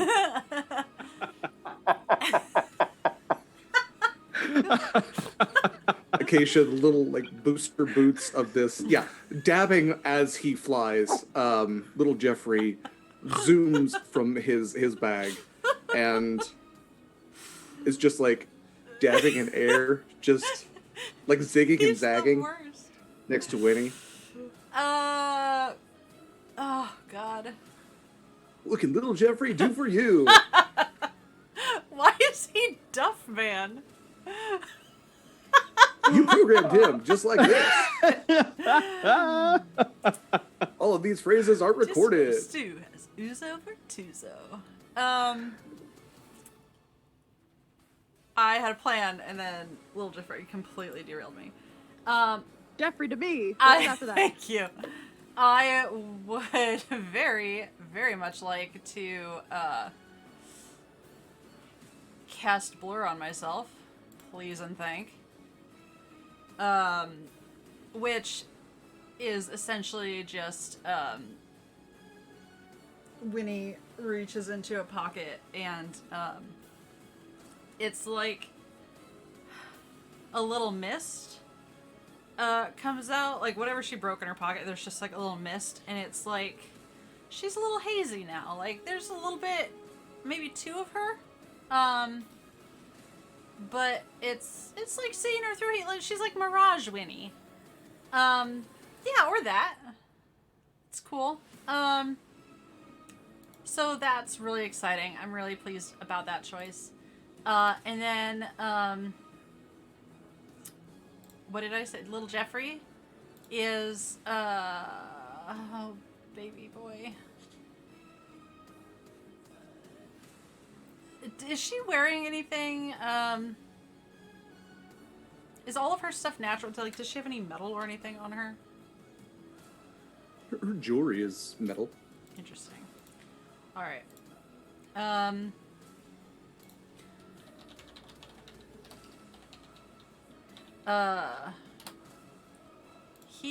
Little Jeffrey is going to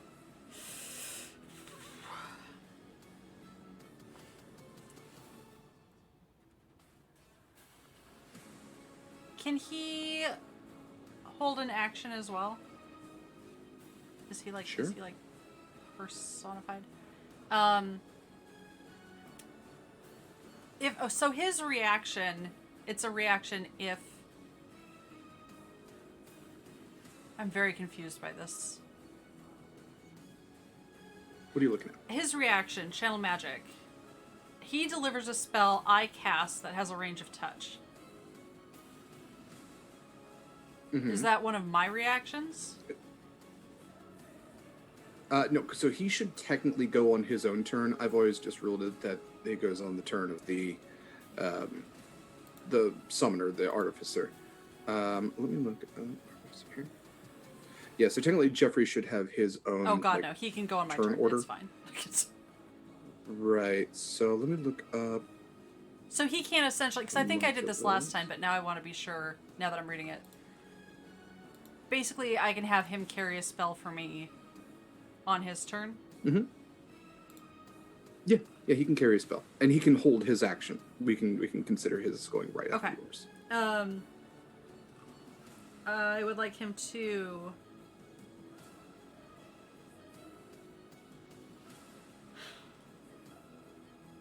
I'm so sorry. I would like him to fly up behind her, and I would like him to use his little like shark fins, and through the net, I would like him to shocking grasp her. Okay.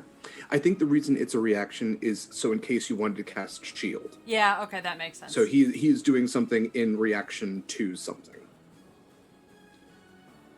So it is an if then. Yeah. So if you were saying, hey, if Eula, blinks, do this, and that can be his reaction. So, okay, go ahead and shock and grasp. Yeah, and I don't need to have him hold that because why not? 24. This is using Jeffrey's stats. Oh god, you're right. 16. 16 will hit. In which case, it's okay, I'm new here. 2d8 is 5, and 4 is 9. 9 damage. And then I would like him to fly away. Back to me, Jeffrey. Okay, so you are having him leave melee? Oh, yep. Nope.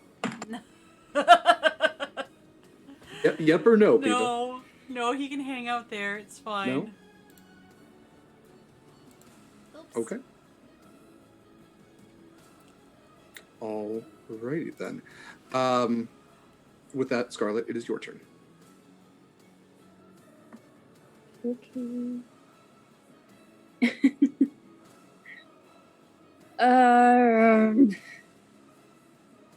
I am going to do what warlocks do best. I am going to Eldritch Blast, and I'm going to aim both beams at her. That's a natural 20 on one. Okay. And that is a 16 on the other. Okay. Both will hit and double the damage for one. Cool. Double the dice or Up to you. max dice plus roll? It would be either double the dice or double the damage that you roll. Okay. I gotta find that many dice.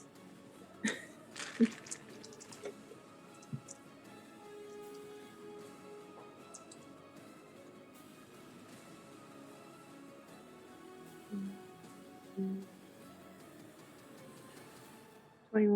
25 damage. 25 damage. All right. Let's see. What does that get you? Okay. Wonderful. Alrighty. We are back. Is there anything else for your turn? Sorry. You know, Eula, I have always thought you were a giant bitch. That's all I'm gonna get. That's it. With I'm just gonna make her angry. Mm-hmm. Oh, don't worry, you are. You already did. Acacia, it is your turn. Am I able to guesstimate how long it'll take to get to where the island needs to go? Free action, roll perception. That is a 24. So you kind of glance up to the stars and you realize you're moving at an incredible speed. It doesn't feel like it, but you actually look and see that the mist around you is shifting and reforming. You have what is essentially 5 turns before you are going to reach that spot. It's less than a minute. That spot in the ocean. So 5 turns more. So 6 turns in total. You've gotten through 1. You will just need to survive 5 more. 6 turns till we get to the mid-seas area. And we're on You kind of get the impact that as the mist is forming, the island itself is moving, but it's not like you can see beyond the mist. So you are moving both physically and magically through space. Cool. In that case, Proximus is 100% engaged. So I would like to make my way over near Proximus, weaving between the tentacles as well, and doing a nice old good stab. Mm-hmm. Making your way downtown, stabbing fast. Space is fast, and I'm homebound. Island's passing and you're starbound. And that's gonna be a 16 to hit. 16 will hit. And that's gonna be I'm using my little dagger, and 5d6 for sneak attack. Can't do math because that's +1 +6, so that is 27 damage. And in my offhand, I will have a Psy Blade appear and also do another slash at her. Okay, the first dagger you were using, which dagger was that? The Dragon Tooth. Okay. Yeah. But that is a nat 1, which will not hit. Okay. Oh. And if I can maneuver back no, I'm engaged. I'm just going to stay engaged. Okay. With that, we are back to Eula's turn as well as the tentacle turn. First thing she is going to do is she is going to cast Fear. So her eyes are going to blacken. As if, not even like a void, but like ink. And they will start to drip in a very gravelly voice that emanates from the deep, from the island around you. She will look to all of you and say, "Run." And I need you all to, was that charisma save? What is fear? Wisdom saving throw.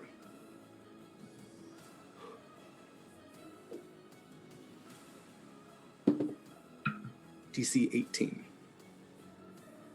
Use an advantage. I'm going to use an advantage. Ooh. I'm going to use my other advantage. Yeah, I'm going to use an advantage too. I make the second one. I'm also just using an marking advantage. all those off. Ooh, a natural 19 plus 9. Oh yeah. I got a I got a 6 17. both times. Oops. Acacia and Proximus being face to face, it's almost like you're outside of the aura of fear. Winnie and Scarlett, you are horrified. I beat 17. Is 18. Never mind. What's that? I did math wrong. That's what happened. Did you succeed or not? No, I did not. It was 18 that I had Okay. to beat. I made a 17. Okay, yeah, For some it was reason, I 18. was like, no, it was 17. No, I just can't. Words are hard. So you are frightened, so you must take the dash action and move away, but the safest available route on each of your turns, unless there's nowhere to move. If you end your turn in a location where you don't have line of sight of Eula, you can make a wisdom saving throw. On a successful save, that spell will end. Okay, so that is her main action. It is now the tentacles' turns. They are going to each take an attack at Proximus and Acacia. There are 3 of them, so they only get... so 2 of them are going to attack Proximus, being the beefy boy that started this shit, and then 1 will go after Acacia. So Proximus, that's going to be a 25. Acacia, that is a 23. And Proximus, what is that? That's a 21. 21 is my AC. That hits. So let's see. As 2 tentacles come down, Proximus, you are going to take, what is that? 13 plus 10, 23 plus 8, 41 points of bludgeoning damage, and you are grappled. You are currently restrained as the tentacle, one of the tentacles, kind of wraps around you and begins to try to lift you off. Acacia, you are going to take 4 to 18 points of bludgeoning damage. I will use Uncanny Dodge. Okay. Take 9 damage. Okay. And you are also restrained.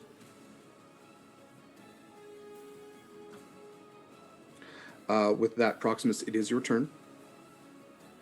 So if you'd like, you can break your grapple.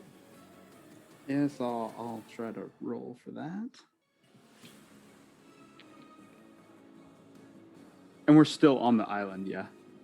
Yes, So yeah, you're we're- still on the boardwalk. Just moving. Mhm. Okay. The island is moving. You said it's a 10-foot wide boardwalk-ish? Ish, yeah.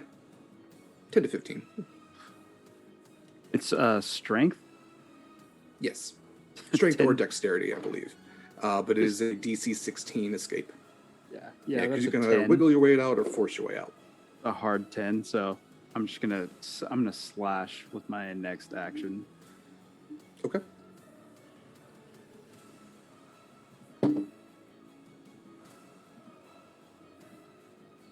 The 23 to hit? 23 will hit. Are you attacking the tentacle or are you attacking Eula?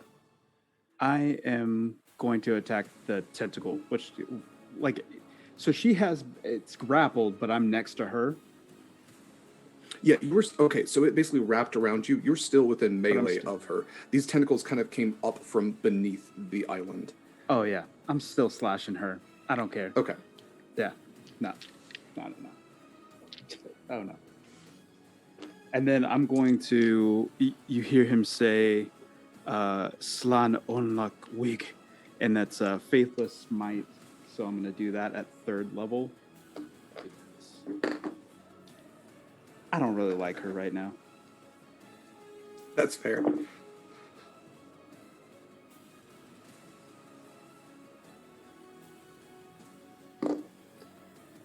All right, freaking math, man. All right.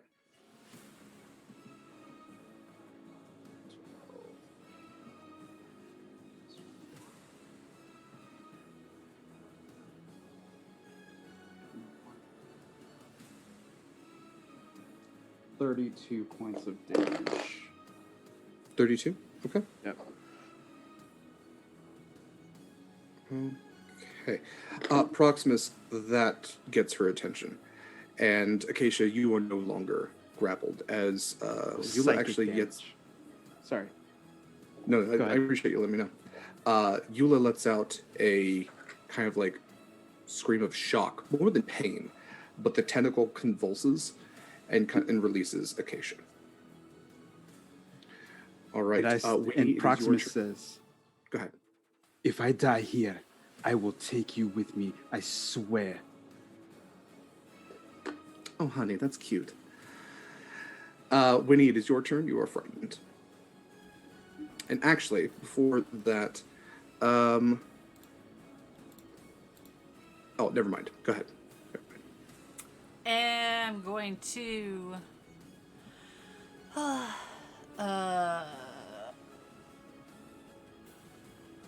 run away. I'm going to head off away from Eula. I would also like very much to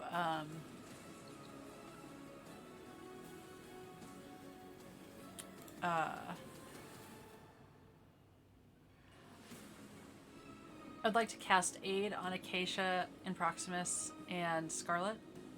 You unfortunately cannot. You're frightened. You must only use your action to dash. Oh, I thought I could still... I just thought I had disadvantage on attack rolls. So by using the fear spell while frightened, a creature must take the dash Oh, that's my action and action. move Yeah, away. yeah. Okay. Okay. Yeah. Uh, Yeah, I will say if you do dash, you can get around the corner of one of the buildings and out of line of sight. okay. So with that, on the beginning of your next turn, you can roll your saving throw again Okay. and try to break Then free. that's what I will do. And I will bring... Do you want to roll for Jeffrey? Because he is not immune to being frightened. It's true. Nope, he's coming with me. That's fine. Okay. Thanks, though. This is far from Jocelyn.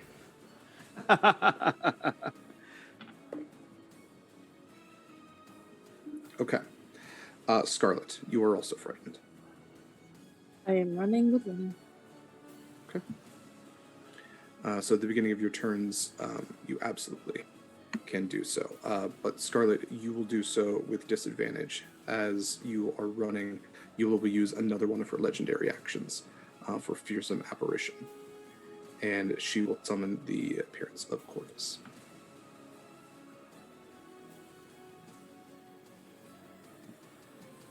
Okay. Acacia, we are back to top of the order with you. In your head, Scarlett. Scarlett, will the island keep moving if she's not here? And is that something Scarlett would know or not? It might be if Scarlett wasn't scared to death right now. No. Would I know? You would not. Okay. Can only guess. I'd like to try and shove her off the dock. Okay.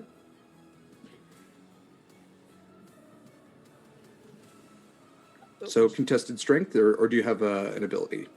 I would like to. How big is she? She's medium-sized. Can I argue that since I'm counting as a large-sized creature, I can get advantage? Do you have powerful build? I do. I'm pretty sure that's Then what yes. it is in the chat. Equine builds. I have count as one size. Equine build. Okay. Yes. Okay. I would like to try and shove her off, please. Yes. With a single horsepower, you may try to shove Eula off. No, that's really bad. I'm gonna. It's really bad. I only got a 7. Okay. She rolled a 17 plus 4, so 21. But I'm just gonna be a pain in the ass. So you hit this brick wall of a woman, and again, I mean, just the claws just kind of flash a little bit. But she doesn't slash at you. Is that the end of your turn, I should say? I don't think I can do anything else. I think I need to attack in order to do my. I think you could like bonus action, disengage, that sort of thing. Yeah. Dash, roll that, hide. I might have one thing with my bonus action. My cunning action. There's nowhere to hide, so I'm just gonna disengage and back up a bit. As you are backing up, the clawed hands just kind of rub together real quick, and she looks between Proximus and you, Acacia, and she just put their hands together, and she's going to cast Thunderwave. So this is Constitution saving throw. Again, DC 18. Am I in range? How far did you move back? Enough to get within range if I need to move forward again, so probably only like 20, 25 feet. Then you would not be in range. Yeah, 15-foot cube. So she is targeting Proximus with this. Would you say it was a what save? Constitution save, DC 18. Okay, 13 plus 6, so 21. Okay, you succeed. All right, so Proximus, you are going to take. Let's say you are not pushed back. You are going to take 2d8 thunder damage. Actually, you're going to take half of that. So what is that? You're going to take 6 points of thunder damage, and you are not pushed away.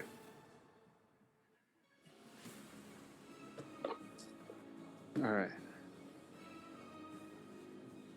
And at that point, the tentacles are going to take their attacks. Proximus, only one is going to hit you. And Acacia, only one is going to hit you.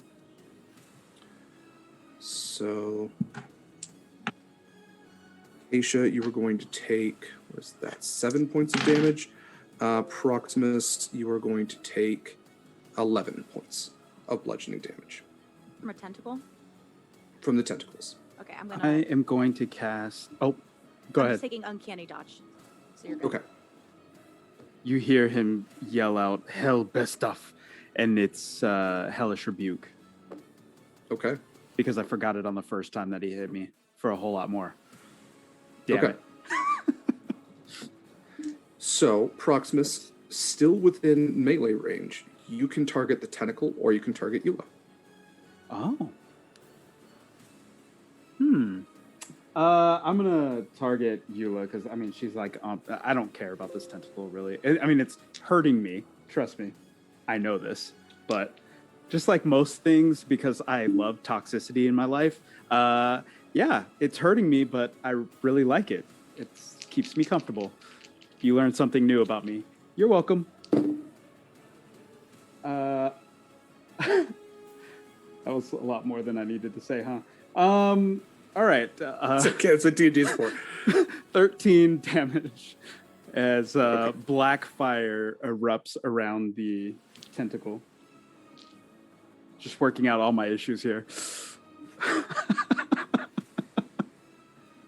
I'm blushing. Nice. I can see it.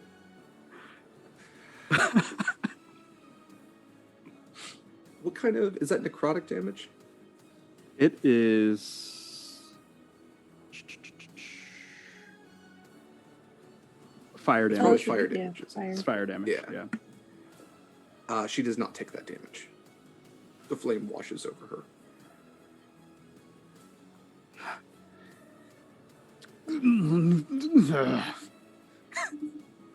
Good, that's a good reaction. Okay. Winnie, it is your turn. You may roll your wisdom save again. DC 18. And you may do the same for Jeffrey. Okay, mine's 18. You succeed. fucker. Jeffrey's is 19. Jeffrey turns to you and goes, "It is all in our heads. We've got this." I love him so much. All right, I would. And just like very mechanically, the arm just goes, "High five." I high five him because he is such a constant source of. The arm just clicks back down. Yep, that's what we're doing. Don't forget that I am literally imbued with an ever bright light. Oh, baby, I remember.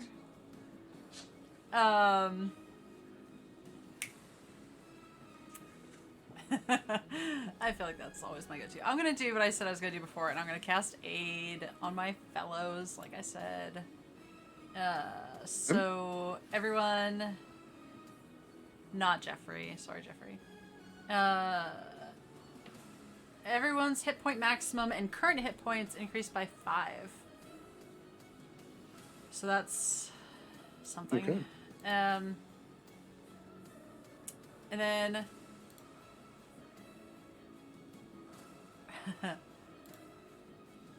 as a bonus action, didn't someone just get pummeled? Yes. Well, I think both of us Yeah. did. No, and I'm kind of hurting too. I'm going to throw out one of those big like moon snail shells that I've got, and do mass healing word, which is not on this Okay. list. Love that for me. Where are you? So 1d4. It's something. It's 7. Everyone gets 7. So, okay. Said it was mass Yeah. healing word? Oh, no. And I'm gonna send Jeffrey off. No, Jeffrey's still by Eula. Ho ho. No, Jeffrey got No, scared. he had to flee as well. That's right. Yeah.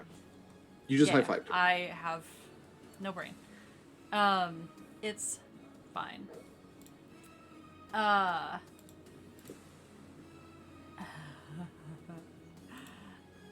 am going to send him off to cure wounds. Who looks worse? I'm fine. I look bloodied I look from the perfectly fine. old. Yeah. From 4E, I'm bloodied. Okay. Good news.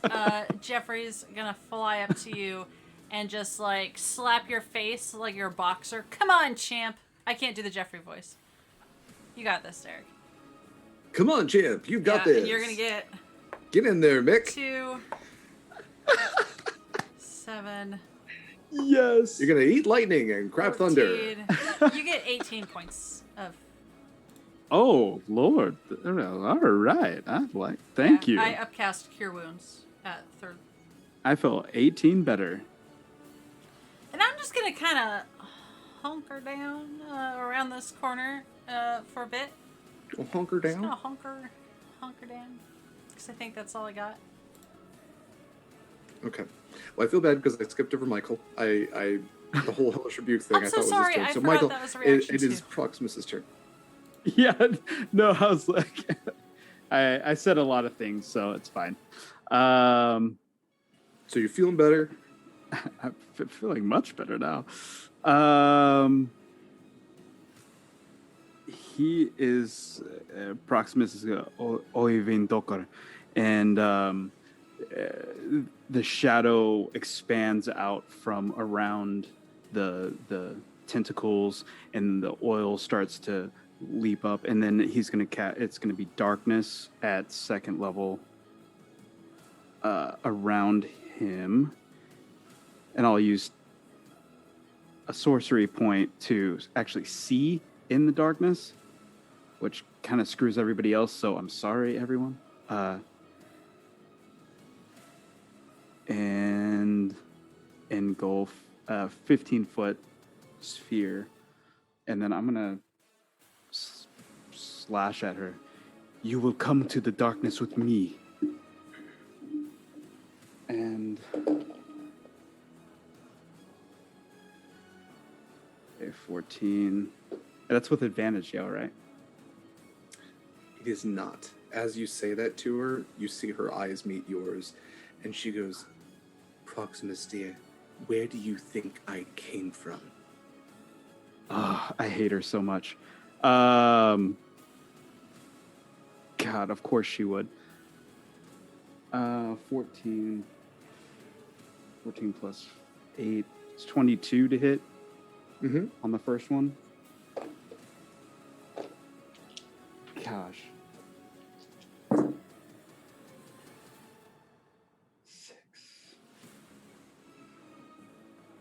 13. 14 damage on the first one. And then second.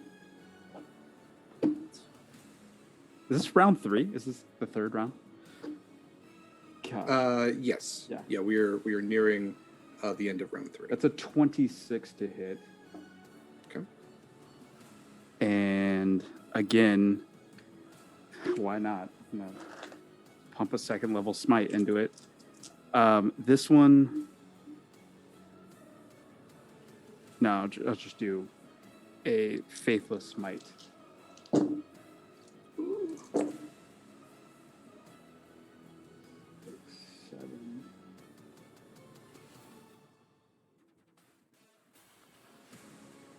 23 points of damage. Okay. And that's my turn. Okay. Proximus, at the end of your turn, she is going to use another legendary action. She is going to use another form of fearsome apparition. This is her last legendary action. She is going to also summon the form of Corvus in front of you. And you are going to be able to see it, even in this magical darkness. I need you to roll a wisdom saving throw, DC 18. Ooh. Wisdom is a +9. Okay. 11. Okay. Nat Proximus, you are 2 frightened. plus 9. This is great. All right. Scarlett, it is your turn. You can roll your wisdom save with disadvantage. Mhm.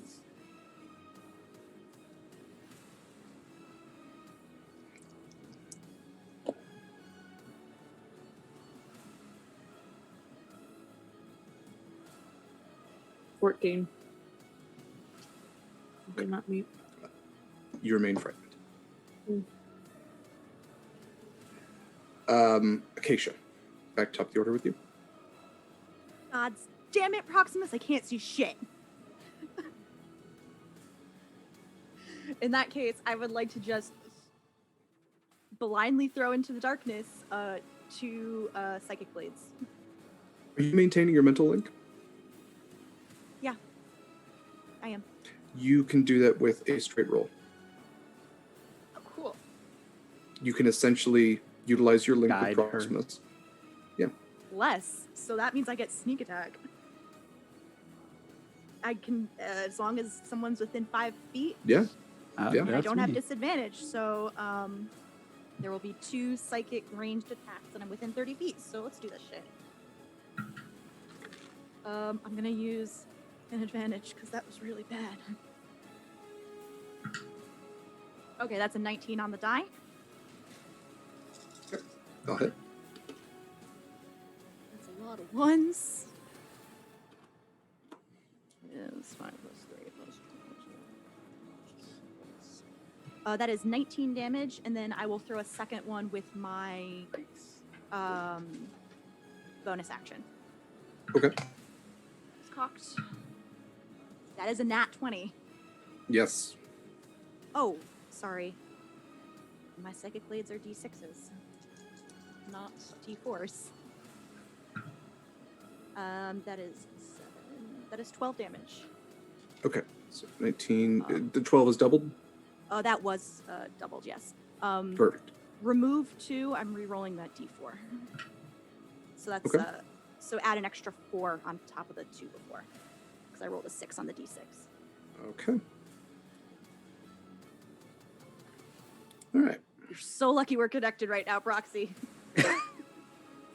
I can drop it as a bonus action, but I gotta wait until No, it's okay. It's fine. it's my turn. It just looks like I can't see shit. Well, now that it doesn't Proximus. work, yeah. Very Lady Demetrius, like this large throat, and she pulls you close, and you in the darkness, you can see those yellow eyes. I need you to make another DC 18 wisdom saving throw. Okay.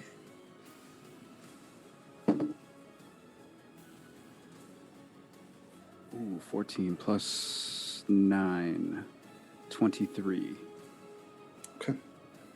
Proximus, you feel the life start to leave you, but by one means or another, whether your connection to the Shadowfell saves you, her death glare does not drop you to 0 hit points. You are still frightened. God, I love when you make that face. Oh god. Okay. The tentacles are going to take their attacks. Another one towards Acacia. The other 2 are coming after Winnie and Little Jeffrey. So reach. Acacia, that is a nat 20. Winnie, that is a nat 1. And for Little Jeffrey, that is an 18. What is their reach? Jeez. They are gargantuan. Oh! Yes. Yeah, these are like, think of like the Kraken from Pirates of the Caribbean, like reaching up and over the ship. These are gargantuan tentacles that are reaching up and over. Cool. They I'm can reach definitely anywhere on using- the island. Totally using Uncanny Dodge on that shit. Okay. So that's 15, so 30 points of bludgeoning damage. So you'll take 15. And then little Jeffrey is going He's to already take dead. 10 points. He's 1 hit point. Little Jeffrey takes one final dab and is smashed beneath this tentacle.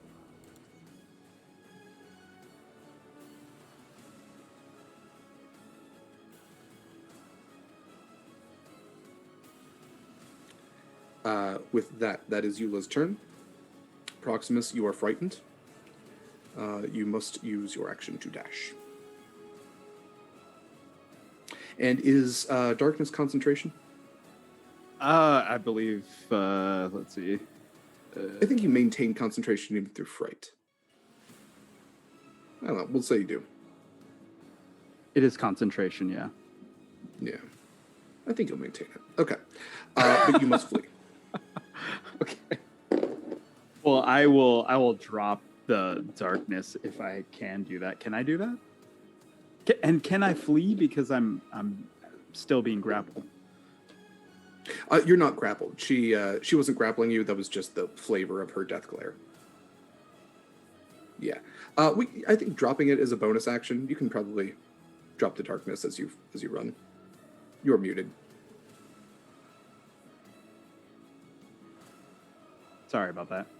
Yeah, we all got to do it once, right?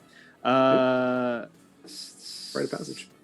So yeah, I'm gonna dash away and then. Okay. So you round the corner of one of the buildings to find Scarlett there, just hyperventilating against one of the buildings. Winnie's there too, kind of crouched over the wreckage of Jeffrey. Penultimate episode, everybody. That's You're where I take muted, things from you. Eva. I was mouthing it because I was pissed. Oh. With that, Winnie, it is your turn. Winnie would like to scoop up the broken remains of her best friend Jeffrey. One of her best friends. Don't get mad. She's gonna shake off the... An entire planet just goes, huh? She's gonna shake off her... like the debris until there's nothing left but the gem of brightness that was powering him. It will power him again. And she is going to make her way towards Eula. How far away is she? She would have been an entire dash away.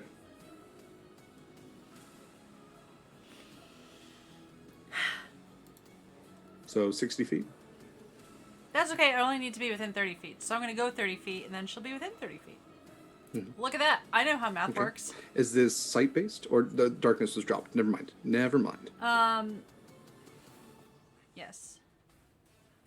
And she's going to say, Jeffrey, flare on! And that is her third command word. And flame just doesn't make sense in this context. I'm sorry. And it's going to flare with a blinding light aimed towards Eula. And she would have to make a DC 15 Constitution saving throw. Okay. Doesn't make any sense. Yeah, it does. Never mind. Also not good at reading comprehension.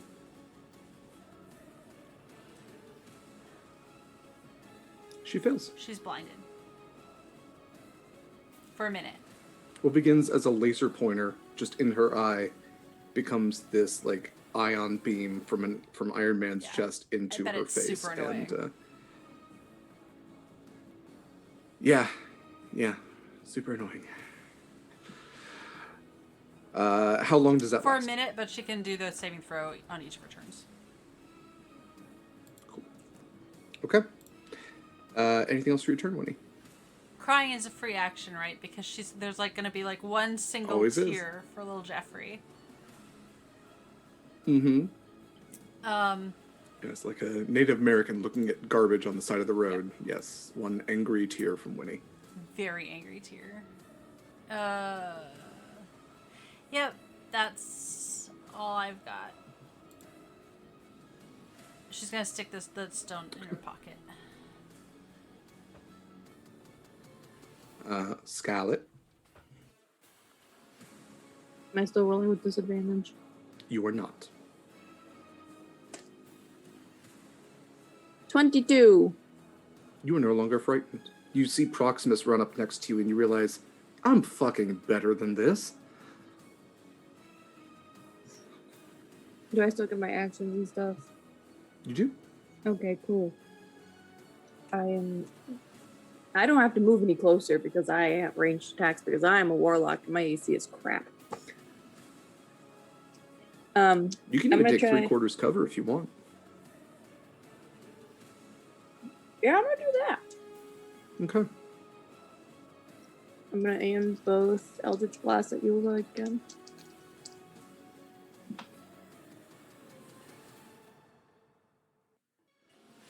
Seventeens on both. Those will both hit. I rolled 2 9s. I was very confused for a second. No, stay in my hand. 22 damage. 22. Eula, for the first time, is looking a little bedraggled.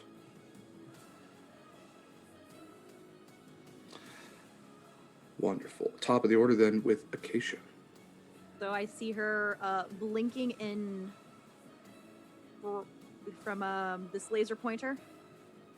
Yes, yeah, it's very obvious what Winnie has done. She has shot a bolt of light into this. Yep, there's Rip. I would like to F's in chat for little Jeffrey, everyone. F's in chat for little Jeffrey and Dabs. Dabs in chat.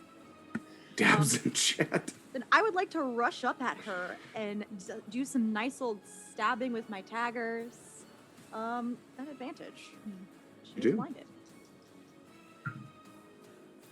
Which should also get you sneak attack damage. It does. I got a 15 on the die for the first one. Mm-hmm. Which in the math for this one is going to be +5, 18 damage. Okay. Second attack is going to be a 19 on the die for 11 points of damage. Okay, so 29 in total.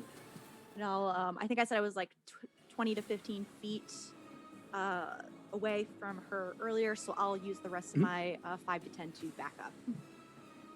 Okay, disengaging, I'm assuming? No. Because I can't. Oh, right, I because already she used my doesn't have a bonus reaction. action, so. Yeah, but she doesn't have a reaction. Or, I guess... She can swipe I'm not gonna give blindly. her... She could swipe blindly. Yeah, she got stabbed. I'm going to give her a blind swipe. Yeah, that's fine. Yeah, no, what is that? That's 5 plus 8, that's only a 13. No, Okay. it does not hit. All right, so it is now her turn. I'm sorry, Eva, the save was DC what? 15? I feel pretty good about that. She failed again, but I'm going to use another one of her legendary resistances. She only has one left. So she is now no longer blinded. Fair enough. And I'm going to count that as her main turn. The tentacles will still get a turn. So now one is coming down at Scarlett, Winnie, and Acacia. There we go. Okay. Scarlett, that is a 19. Winnie, that is... Or no, I'm sorry. I'm looking at the wrong thing. It's a +6. So Scarlett, I'm sorry, that is a 17. Winnie, that's a dirty 20. Acacia, that is a 21. Huh. I will use my uncanny How are these dodge things to attacking? happen. Like, They're slamming right, down. but like, are they just slamming down willy-nilly? Are they using some sort of vision? Yes, they are using a Okay, form then of it's a vision. disadvantage. A form of vision that was just not blinded anymore. I don't care. It's at disadvantage when attacking me because I am blurry.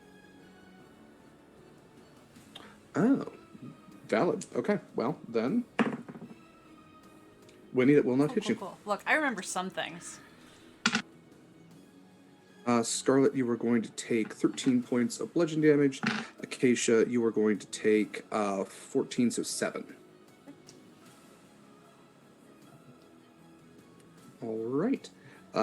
With that, Proximus, it is your turn again. You can roll your save. All right. Ooh, 15 plus... Was it wisdom? Is what you said? Saving throw DC 18. All right, so a 24 Okay, that you succeed. You are no longer frightened, and you now have your turn. Proximus is just... You see Scarlett just kind of shake it off, and then you're like, "Oh yeah, yeah, this is bullshit."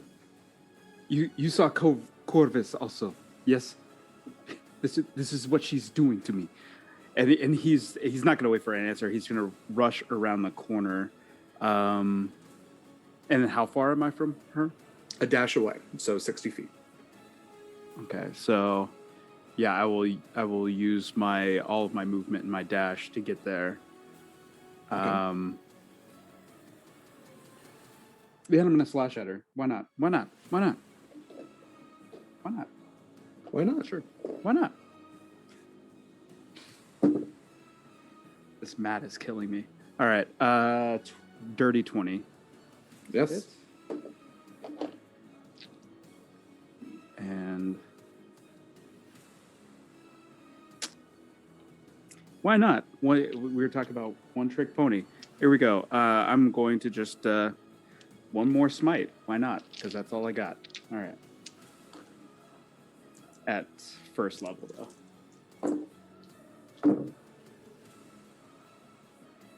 Ooh, that's a good roll. 6.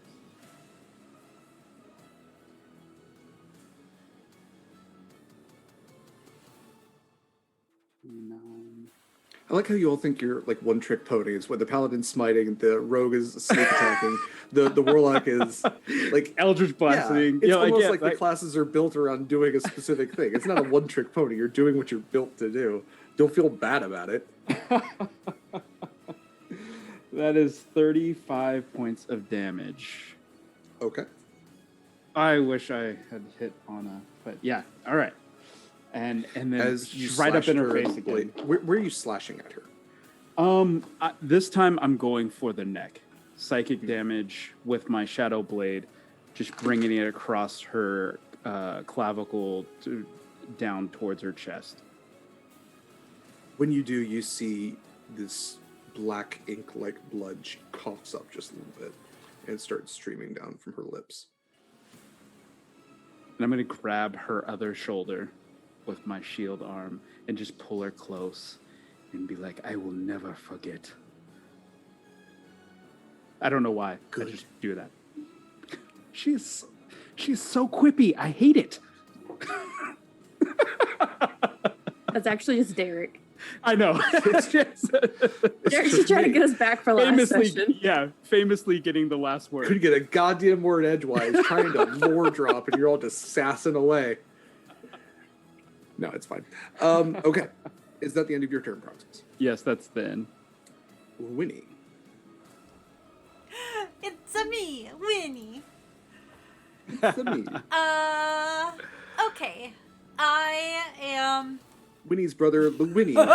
Winnie. He's a little taller. Wears green. He's very unappreciated. He bought a haunted mansion. Winnie is,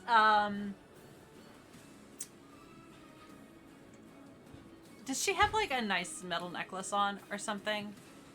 Because I would really like to heat that bitch up. The necklace, not... Okay. I mean, yeah, Eula by default, but I was referring to... Yeah.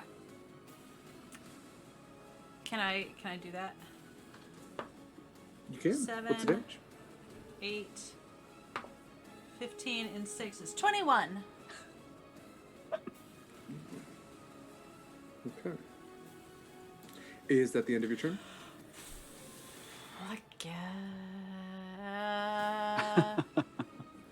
Yeah, no one looks really, like, ouchy, right? Yeah. No, I'm good. Okay. You have I'm always activated looking Eula's second form. Her body That's a becomes, general you, not like a amorphous. me you, right? Winnie didn't do this. This was a group effort, right? It was specifically the heat metal. Well, actually, first of all, that's fire damage, isn't it? It is... Oh, it is. So, first of all, she doesn't take the damage from it, but as you're trying to heat the metal, her body becomes amorphous, literally like water. And she steps forward, and as she does, the arm or the jewelry on her just drops to the ground. Any physical attacks against her now have disadvantage. Okay. Oopsie. Oh no. Scarlett, it is your turn. I've got a crit, You do? and I've got a witch bolt. You do. I am going to get within 30 feet. I am going to move those 30 feet with purpose. Every ounce of anger that I have ever felt towards Eula. Every ounce of heartbreak that she has brought me. And I am going to fire it off. So base damage alone, if it's an automatic crit, is 60. Mm-hmm. Plus the 42 I just rolled. And it's lightning damage, isn't it? It is lightning damage. And she's water. And she's water.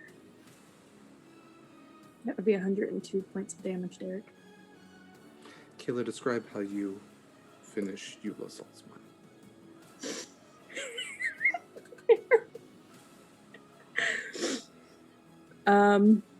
I will call down lightning from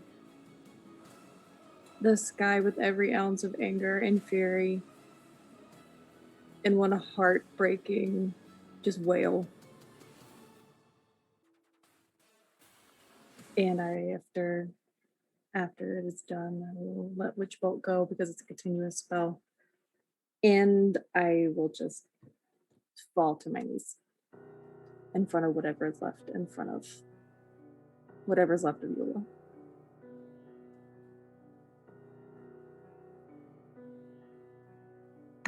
I'm muted. The watery form of Eula just nearly evaporates with the smell of ozone.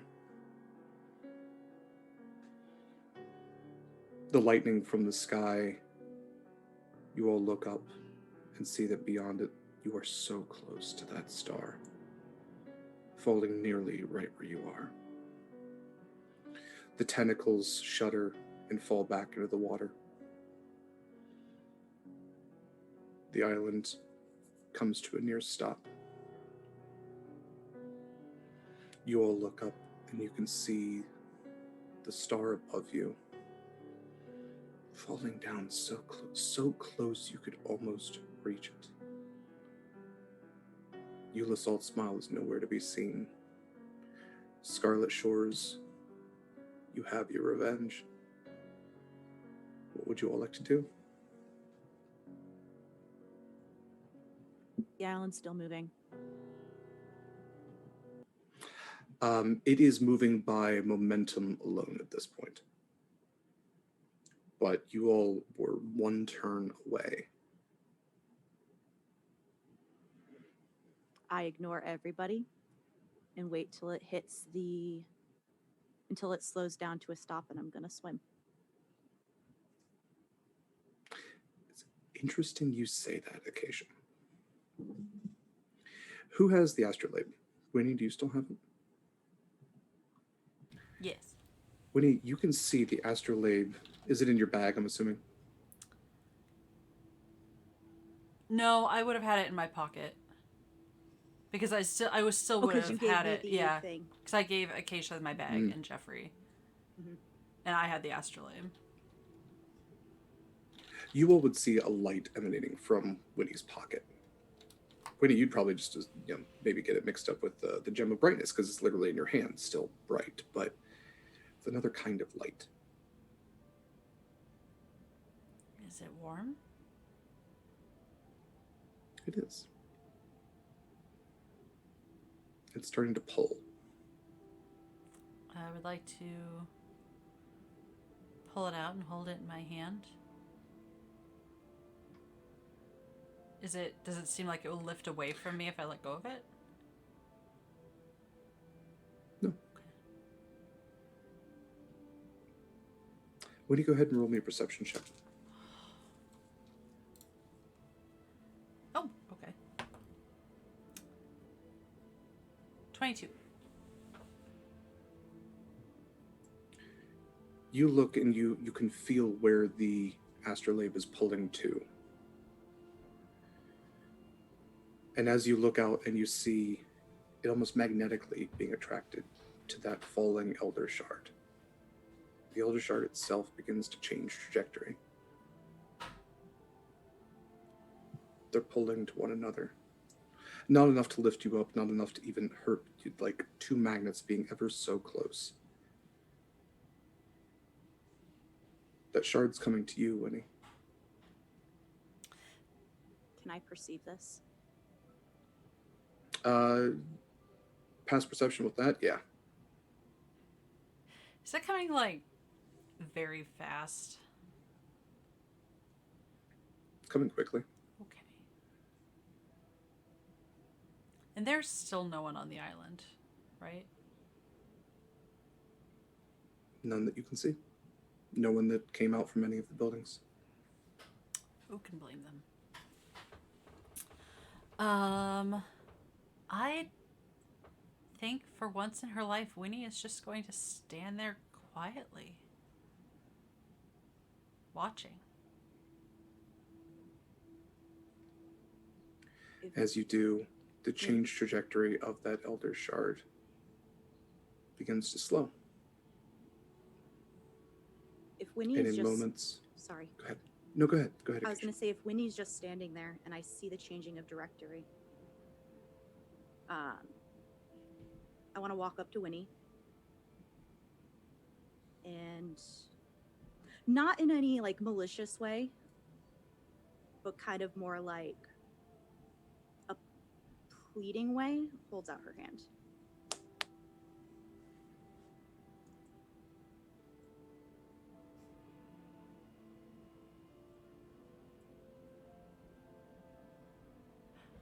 Winnie is going to,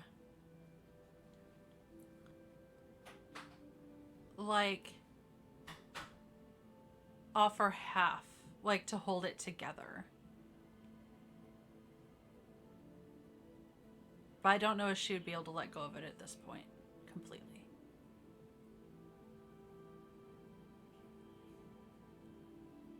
She looks torn, but we'll take half. Well, hold hands together. Scarlett, Proximus, what are you doing? Scarlett's still on the ground.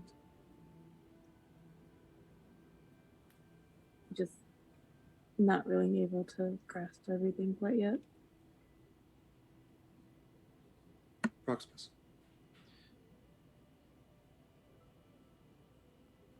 He's gonna make sure the water doesn't move. That she, he's gonna drop his shield and the shadow blade goes away. His shadow seems to get smaller. And he's gonna walk over to Scarlett. And he's gonna hold out his hand. We did this together, and we will stand together.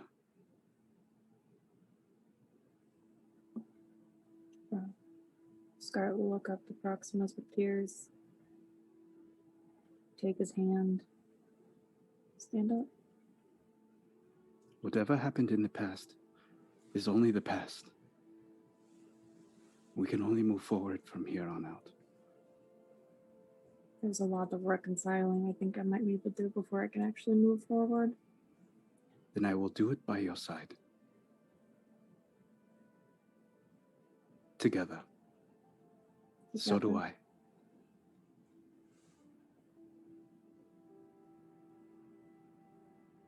And he just hugs her. She returns it. It's at that moment that the star comes to a stop. Not a star. A gem, a stone, An elder shard. Pointed, about the size of your forearm. Acacia, Winnie, you're holding this astrolabe, and as the elder shard comes to rest above it, the elder shard splits into 3, each ring orbiting above the next, interlocking with this shard. Winnie, what do you care about most in the world? My friends. And their... Acacia, what do you care about? I was just going to say, in their health and happiness, and... Yes. Acacia, what do you care about most in the world? Dads. And an old friend I'm still mad at.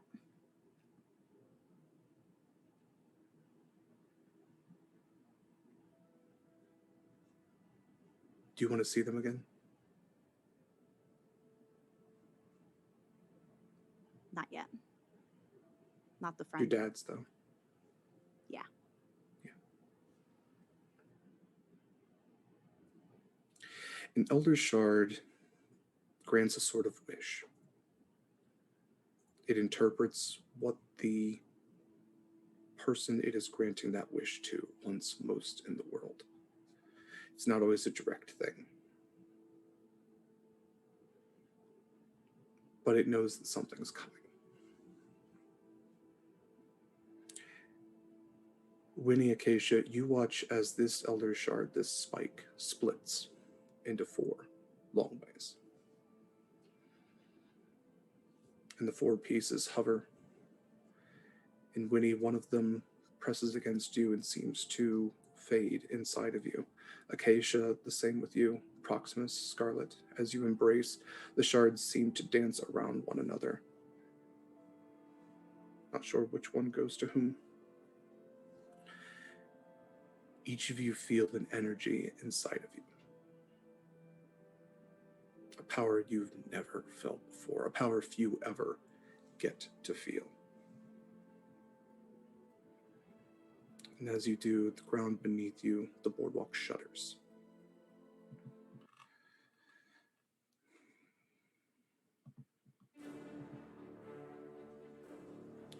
And begins to reform. The trees of the swamp, the rocks, the structures of the buildings themselves, not the buildings, but the structure that they stand on, reform and decamouflage. Much like an octopus can make itself appear as a reef, a kraken as old as this can reform to make itself look like an island. And the island plunges itself, and you all are tossed and turned in the water. And you are now face to face with the true form of Eula Saltsmile, the mother of krakens, a deity, a god queen. Good for all of you that you have just leveled up to level 20. Bitch, That's where what? we're going to end tonight. You We will see you all in 2 weeks. Sorry? You fucking what? Oh no! Motherfucker. No! Allie, what the fuck? Allie with the perfect clutch emote. I think someone might be as mad as we are right now.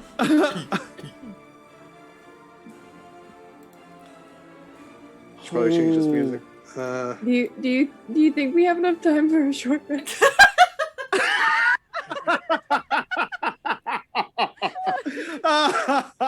Like 8 hours before she notices us in the water.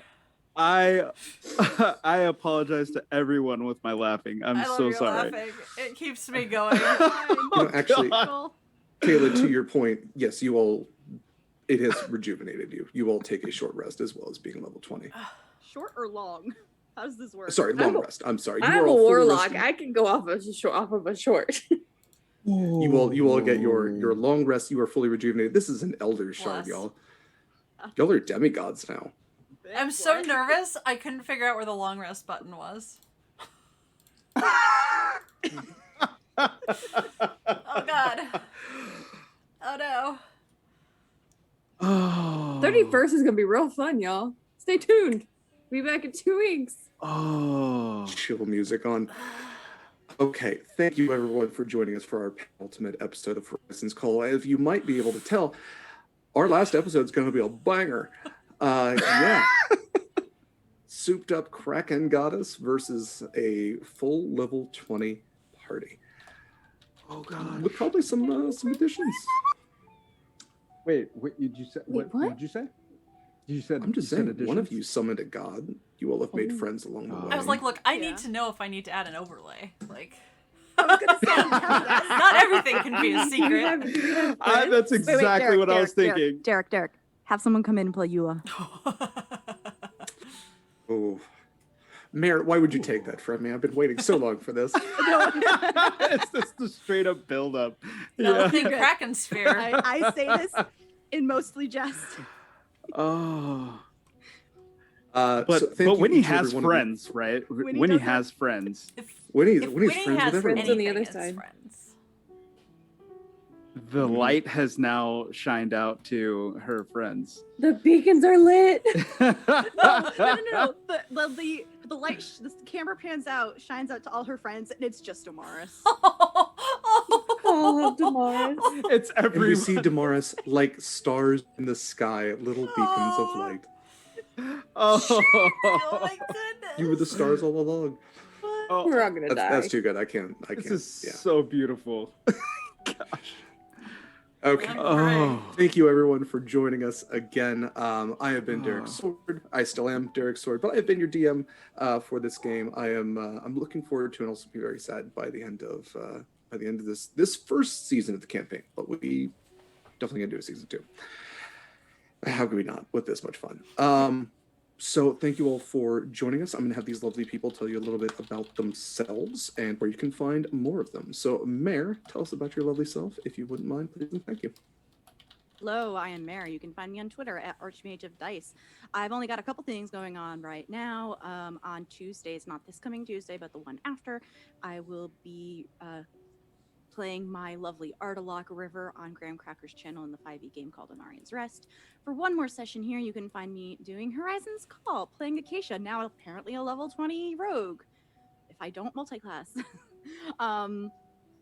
Tomorrow at 3 p.m. Eastern on my channel, twitch.tv/Merefeather, I will be hosting, I'm not in the game, a game of Halos and Horns written by Connie Chang, where 2 GMs try to convince a mortal to do something for them, and it's gonna be a blast.